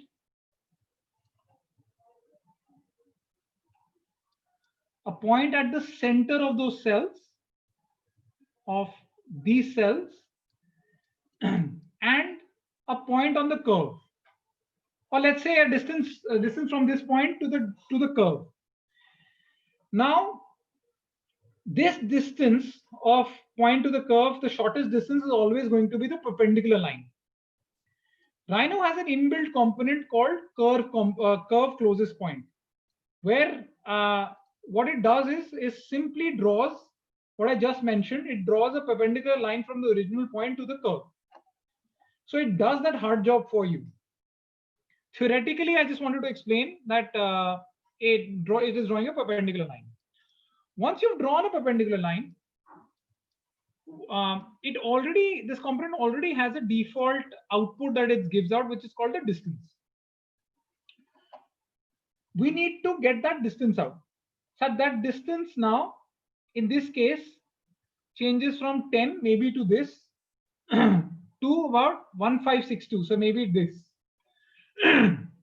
So what we do is we get those limits out, the bounds as we're calling it, by this component called bounds. Bounds, however, by default will only give you the boundaries in different branches. We don't want these in branches. We want them in like an absolute terms. For all the distances, we want that. So what we do is first we get the boundaries out from the distances. Then this range, we want to reduce them to a predefined range, the range that we would like. So you can easily do from 0 till 1 this size, or whatever your range. You want to be in control of this range. So for that, we construct a domain, because eventually everything has to go into remap numbers. Remap numbers requires 3 inputs. It requires a value, which is the distances.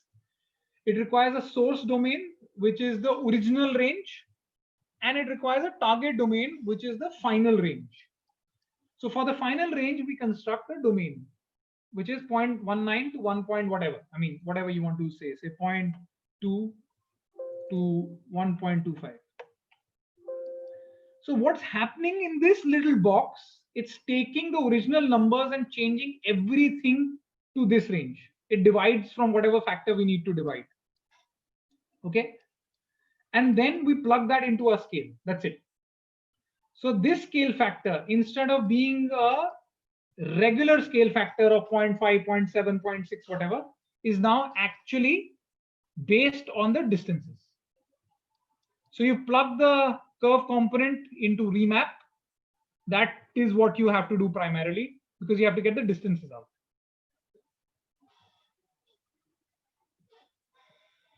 Yes.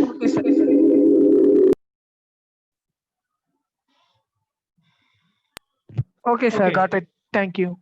Got it? Okay. Let's do cute little exercises just to understand again some basics of Grasshopper.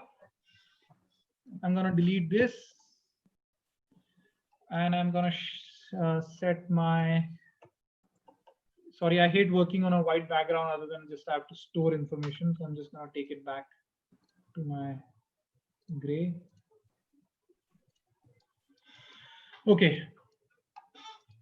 So simple things of how do you move, rotate, scale, we've touched upon, but let's just make simple things. So let's say, how do you make a rectangle? You type rectangle. How do you make a circle? You type circle. And all of this is getting created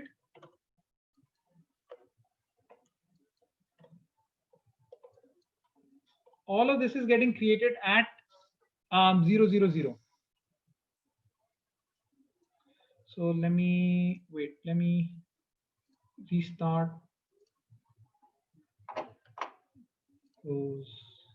Let me restart my Rhino. So all settings get reset.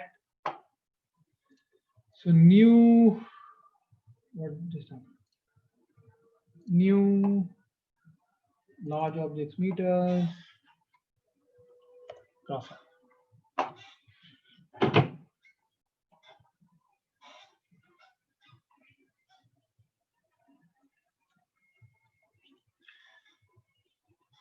Okay, let's try and make a vase, a simple vase. Okay, and if I were to do it in, say, Grasshopper, in Rhino, what would I do? I would take this. I would come on. I would take this. I would copy it in the Y direction a few times. I would scale it.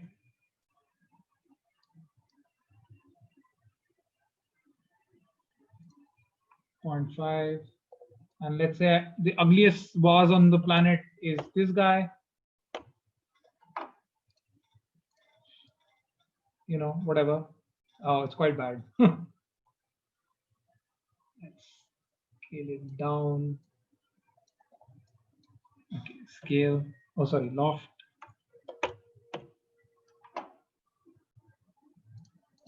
Normal loft.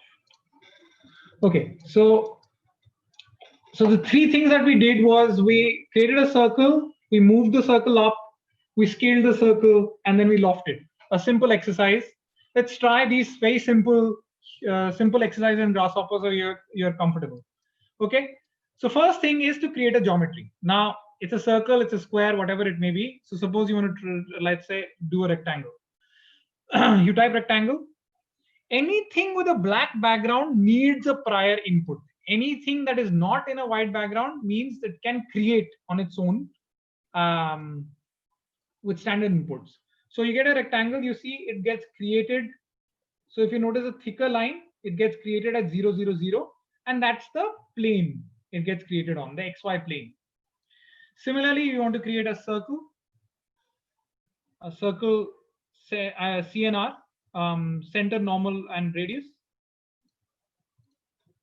Okay, it needs a center, so I say point, feed a point, set one point. There we go. Circle gets created. So what else do we want to do? We want to create a polygon. We gave polygon. Polygon gets created.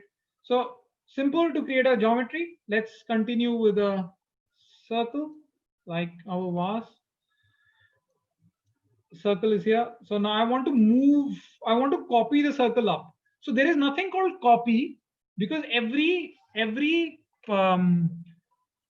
component actually by default is creating a copy. So when you do move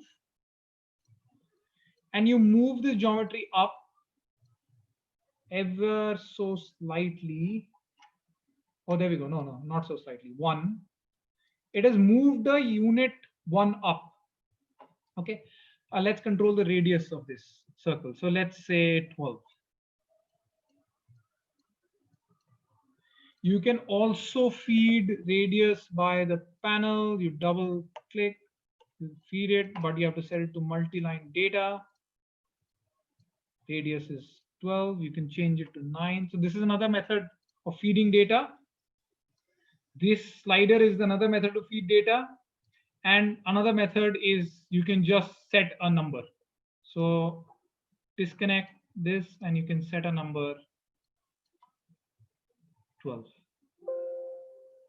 So there are 3 ways to set a data. The moment you give it an external input, it'll override whatever's inside. Okay. So circle is done. You moved it up. Okay.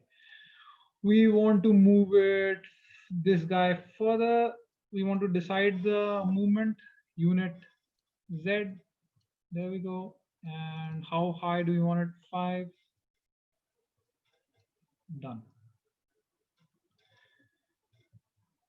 I do this exercise again, Control C, Control V, and move this again.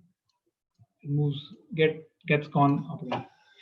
Now for that boss, what we did, we scaled the middle guy. So simple, we've done this easy exercise before. Scale, it needs a geometry, give it a geometry. It needs a center.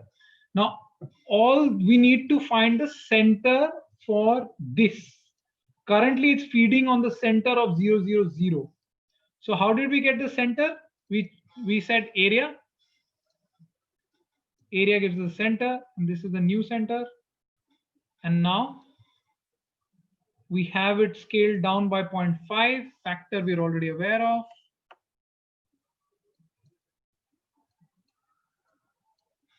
.25. Now the thing is, now we want to loft. We want to loft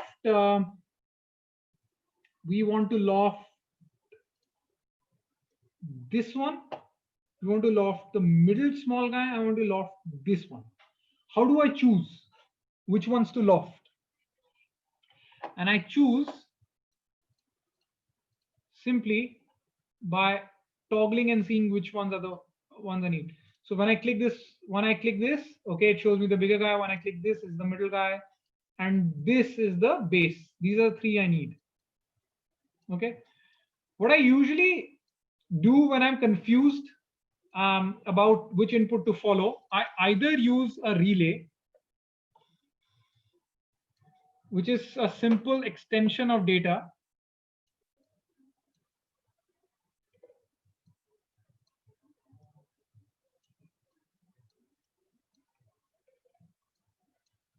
I think this was it. Yeah, these 3 I want, I think. But relay, does it show a preview? Relay will not show you a preview. Okay, so the other is if you just keep it in a curve. Because you're spitting out a curve, you keep it in a curve. One curve. Second was not this scale we've already got. The big guy is this guy, and the base is this. Okay, command is loft. Feed it in the order that you want to loft. So first press shift and press shift again. So there we go. There's a loft. Okay. Now, if you notice that there are some jagged edges, which is a default setting in Grasshopper, just to save your visual, your graphics. So just set to, oh, you can't see this. It's set to low quality. If you change it to high quality, it will adapt. Another thing you can do is right here, right next to it. This is called the preview settings. So if you notice, the normal mode is set to red. You can play with it, and selected mode is set to green, which is like the global standards. So it's up to you how you want the display setting to be. Anyway, there's your loft. Nice, smooth, clean loft. Now you move it higher, it'll move higher. Right? You change the scale factor, it'll be fatter. So you've got a parametric ways, right? Okay. Now, same exercise. These are just basics, just to get you comfortable. Any doubt in this? No? No, sir. Okay. So once this is done, let's try and move just a second.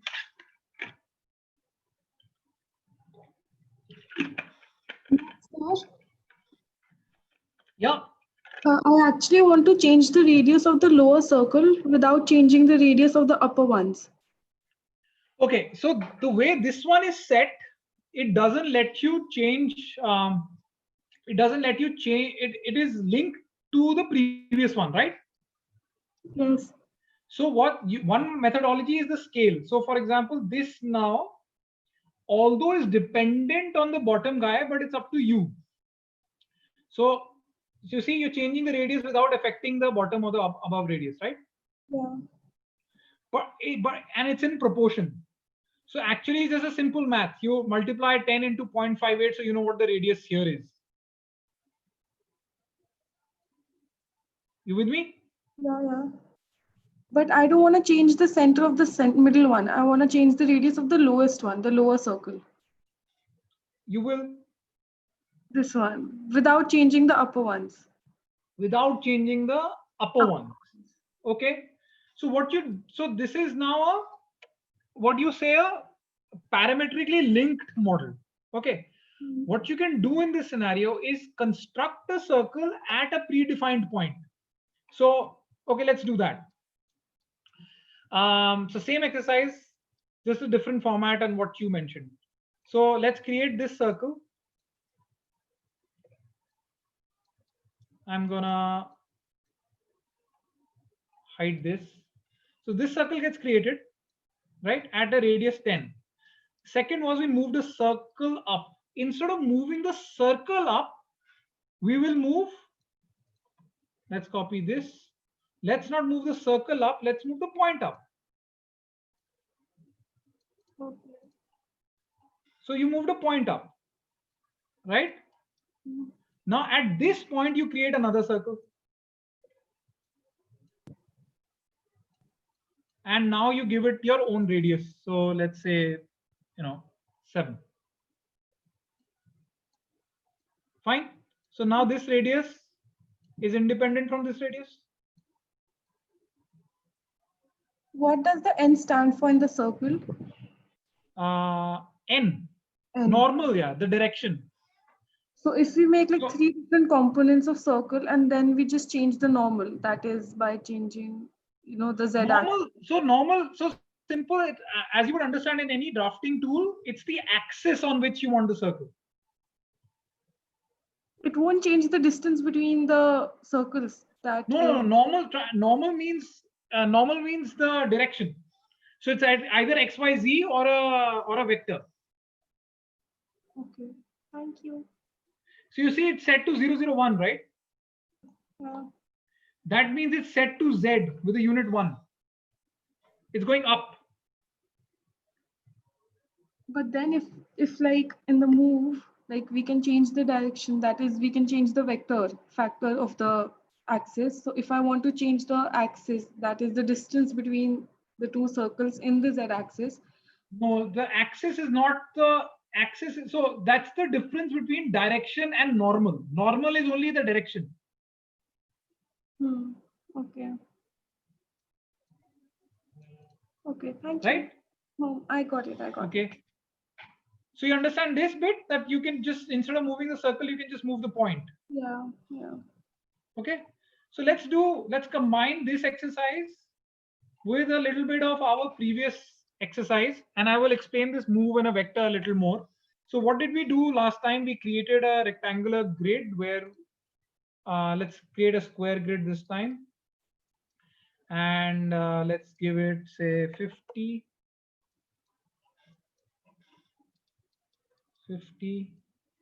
And this is fine. This is set to what? 5 by 5. That's fine. And how did we get the center points? We got the center points by area. Get center points. So now all I want to do is move this funnel to each of these center points. That's all I want to do. So simply what I do is I say move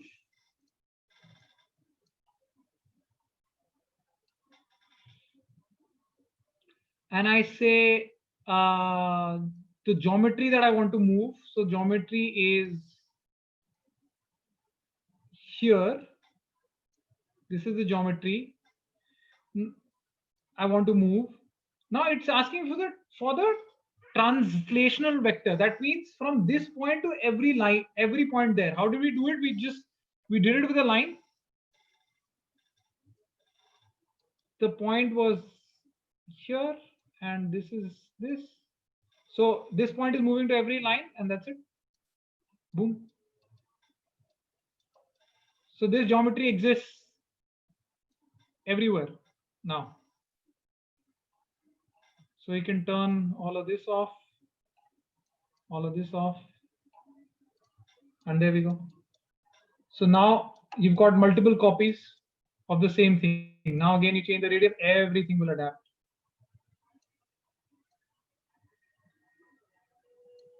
And the moment you change the grid size, say 15, it adapts. Everything is now just a simple array.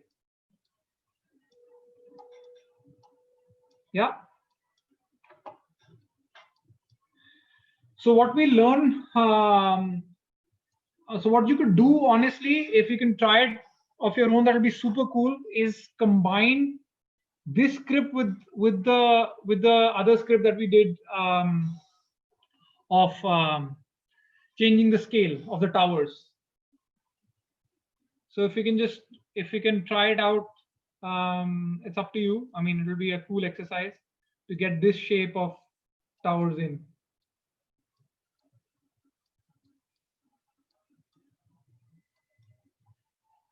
Okay, so move understood. Everything, be it move or be it rotate or be it anything else, is actually a copy. It creates a copy of the previous one. So hence, by default, there is no such thing as copy in Grasshopper. So that's one. Interdependency you can create by any way, by circle, by point. You can change the shape to anything you like.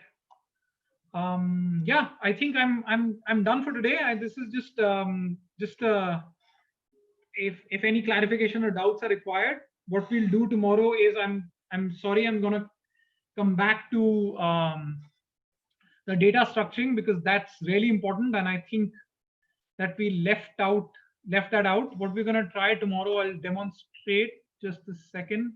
The first thing we'll try tomorrow is, let's see if this is working. Just give me a second.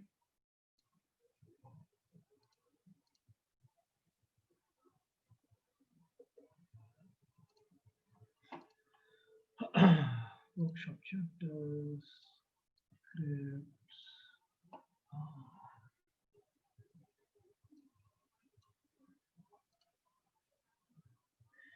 So what we are going to try and do tomorrow is, make that VAS a little more exciting by manipulating like you see the pipes. Now this geometry is also parametrically controlled, and it's very similar to how we made that VAS right now. It's simple.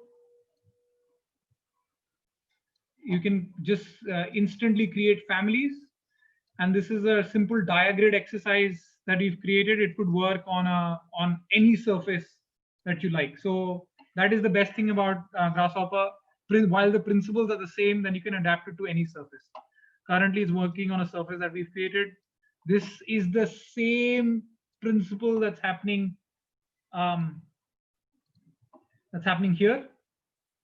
So we're going to learn this tomorrow, and we're going to create this nice, crazy rotating tower tomorrow.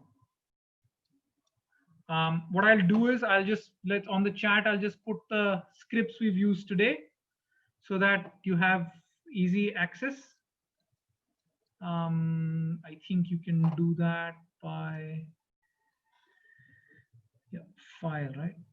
Sir, I have a small tricky doubt. Yeah, just a second, man. Just let me just share all of this and tricky out, okay? Damn. Sorry.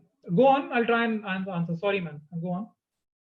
Oh, okay. So we were doing an extrusions on multiple curves on the city planning, right? Master plan.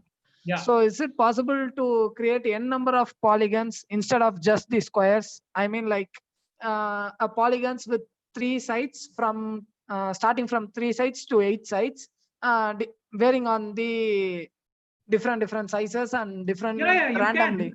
You can absolutely. But then again, so the thing is that you have to find an inherent logic to do that. So a very typical script that you'll find online, okay, let me show this. I won't show it on Grasshopper, but let's say if you Google Islamic Jali Grasshopper images. So what they're doing is a manipulation. Let me see if you can find it.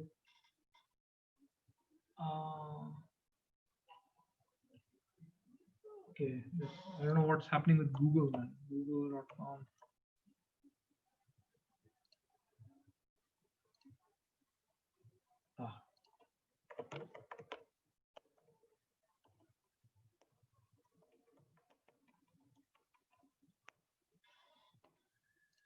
Yeah, so you see this little exercise?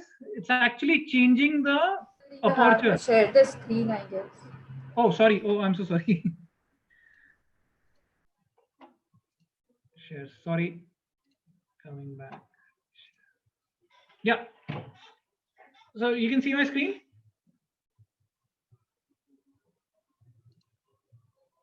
Can you? Yes, sir. Okay. So you see this manipulation, man. So this is a very common Grasshopper script where they change the geometry from one end to the other. So what you're saying is absolutely possible. Currently we use scale. If we use other components of transform and using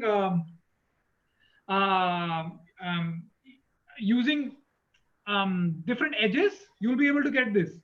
The reason I didn't want to go down this route is because it, again, same idea here, is because it requires, again, a deeper understanding of the data list, which I just got a sense was a little bummer here. We can definitely do this. But I'm wary of doing it during these 3 days here. If I have something ready already that I've written, I'll share it with you guys tomorrow or day after.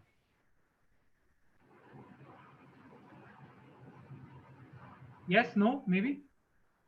Yeah, I mean, something like this. Yeah. So you can change the geometry, you can do anything, as long as you can find the inherent logic. So see, from a regular quad grid, is this thing is changing to whatever, cross. Right? You can do anything. You can change the fillet levels of where did our stuff go? So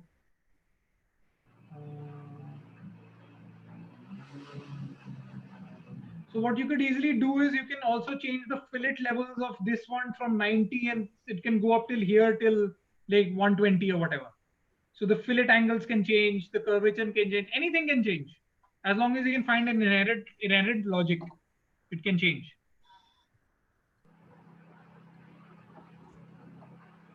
What were we doing before this? Anything else? I can, before I send So stuff just out. one down. Yeah. instead of the rectangulars, instead of the squares that we've just extruded upwards, what if we want a square on the bottom and like maybe a hexagon or something on the top, like, you know, two different kind of polygons? Yeah. And then we want to loft it. So do we need like middle curves to put it, or can we just loft it directly? Yeah, see, there will be an error because so it Grasshopper for any, okay, let me demonstrate it here. It's as simple as whether Rhino can do it or not. So this can say polygon. Number of sides you want 5, okay, or 6, let's say 6. Yeah. Okay, so essentially we can use tween curves. Oh, sorry. Am I not sharing the screen? I can see so. Can everyone see, please? Yes. Yes. Yes, we can. Okay. So if I do a loft here, what happens is that it makes this.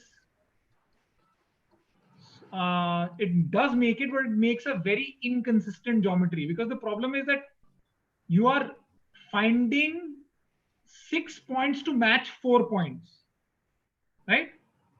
Because the hexagon has 6 edges and the square has 4 edges. So what?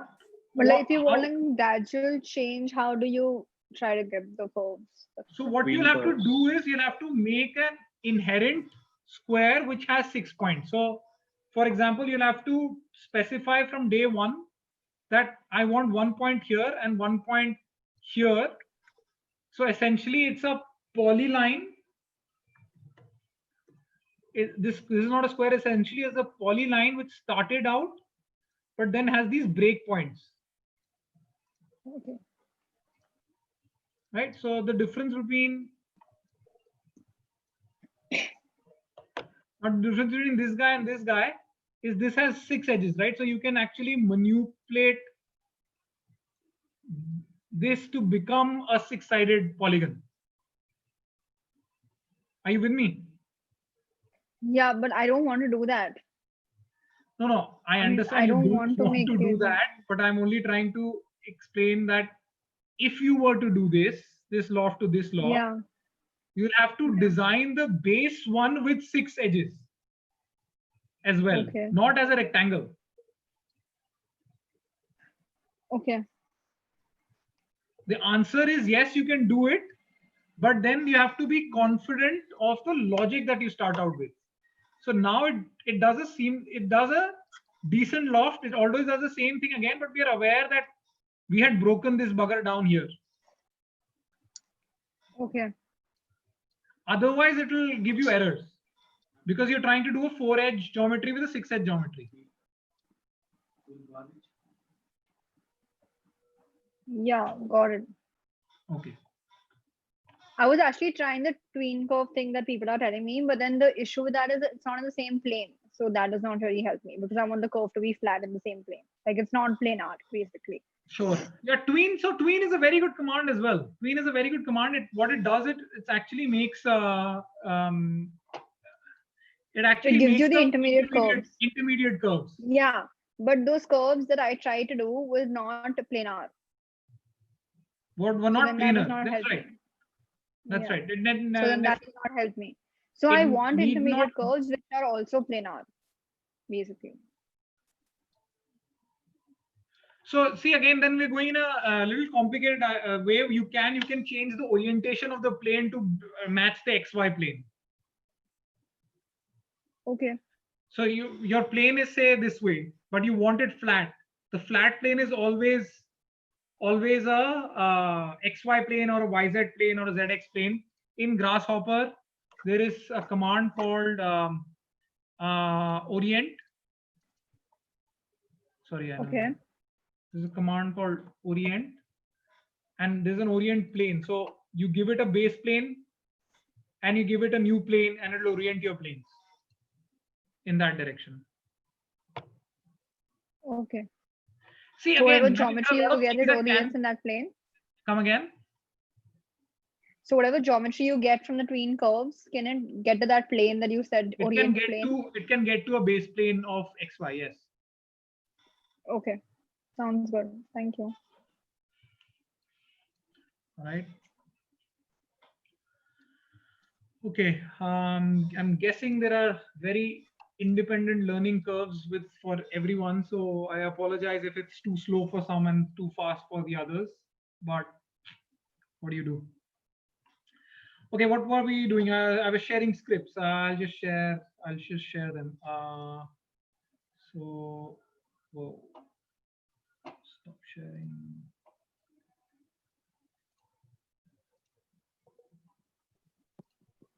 To everyone, file. Sir, Yeah. I Hello? just have a small doubt.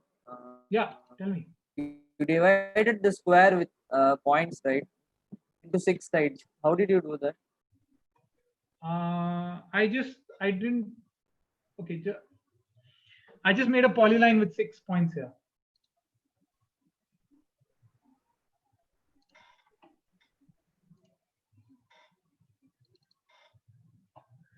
Okay, if you can just download this stuff.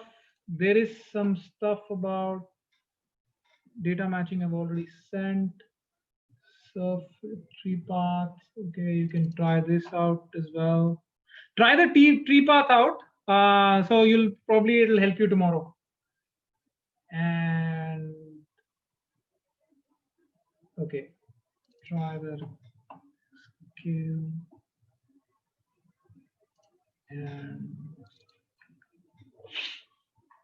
okay, so these are the ones we primarily touched upon. They might not look identical, but principally they're all the same. Anything that you find orange means it requires an input, and by now essentially the input is either going to be a curve or a point. There is some stuff that's going to be enabled and disabled, and like we discussed, drag, middle click, and you'll see enable, disable, preview on, preview off. Please feel free to play with this. I'll be happy to address the concerns. All the scripts work, so my advice is that save as, make a copy so that you don't meddle around with the original script. Just that, then I'll have to send it to you again. That's all. Generic questions on computational thinking, on parametric design, on architecture, on studios, I'll be happy to answer. Tomorrow, like I said, if you can just practice what we did, because I genuinely think that the stuff is going to be a little more complicated.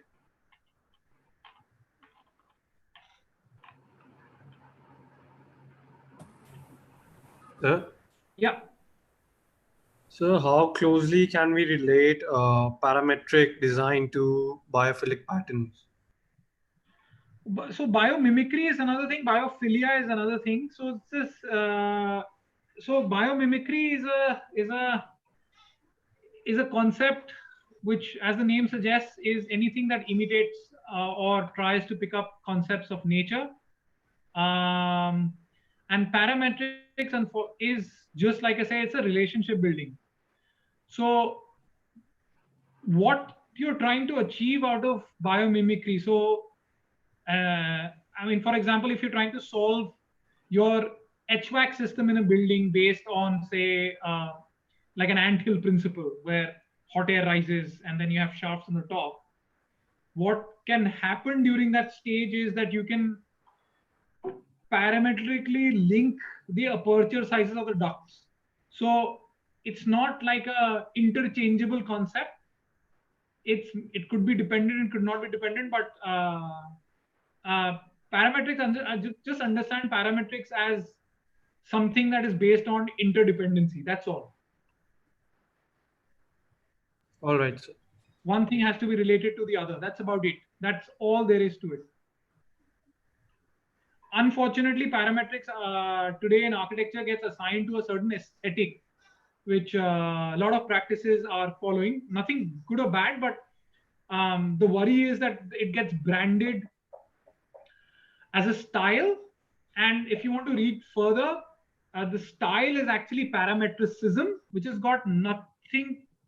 which is not anything to do with parametric modeling. Parametric modeling is completely different, and parametricism is completely something else. Parametricism is coined by Mr. Schumacher, and he's been writing about it for, I think, almost a decade now. It has its own principles, like any style would, like the principles of modernism and so on and so forth. But it's got nothing to do with parametrics. Unfortunately, they get confused because of the aesthetic.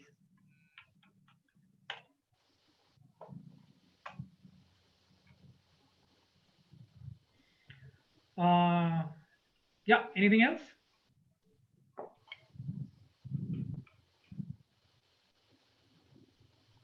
Yeah, good. All right. So I guess I'll see you guys tomorrow. Tomorrow we'll start at 12. I just needed an extra half hour today to set all of this up, but hopefully everything is in place. So I'll catch you tomorrow at noon. See you guys. Thank you. Thank you. Thank you, sir. Thank you. Thank you very much. Thank you. Thank you, teacher.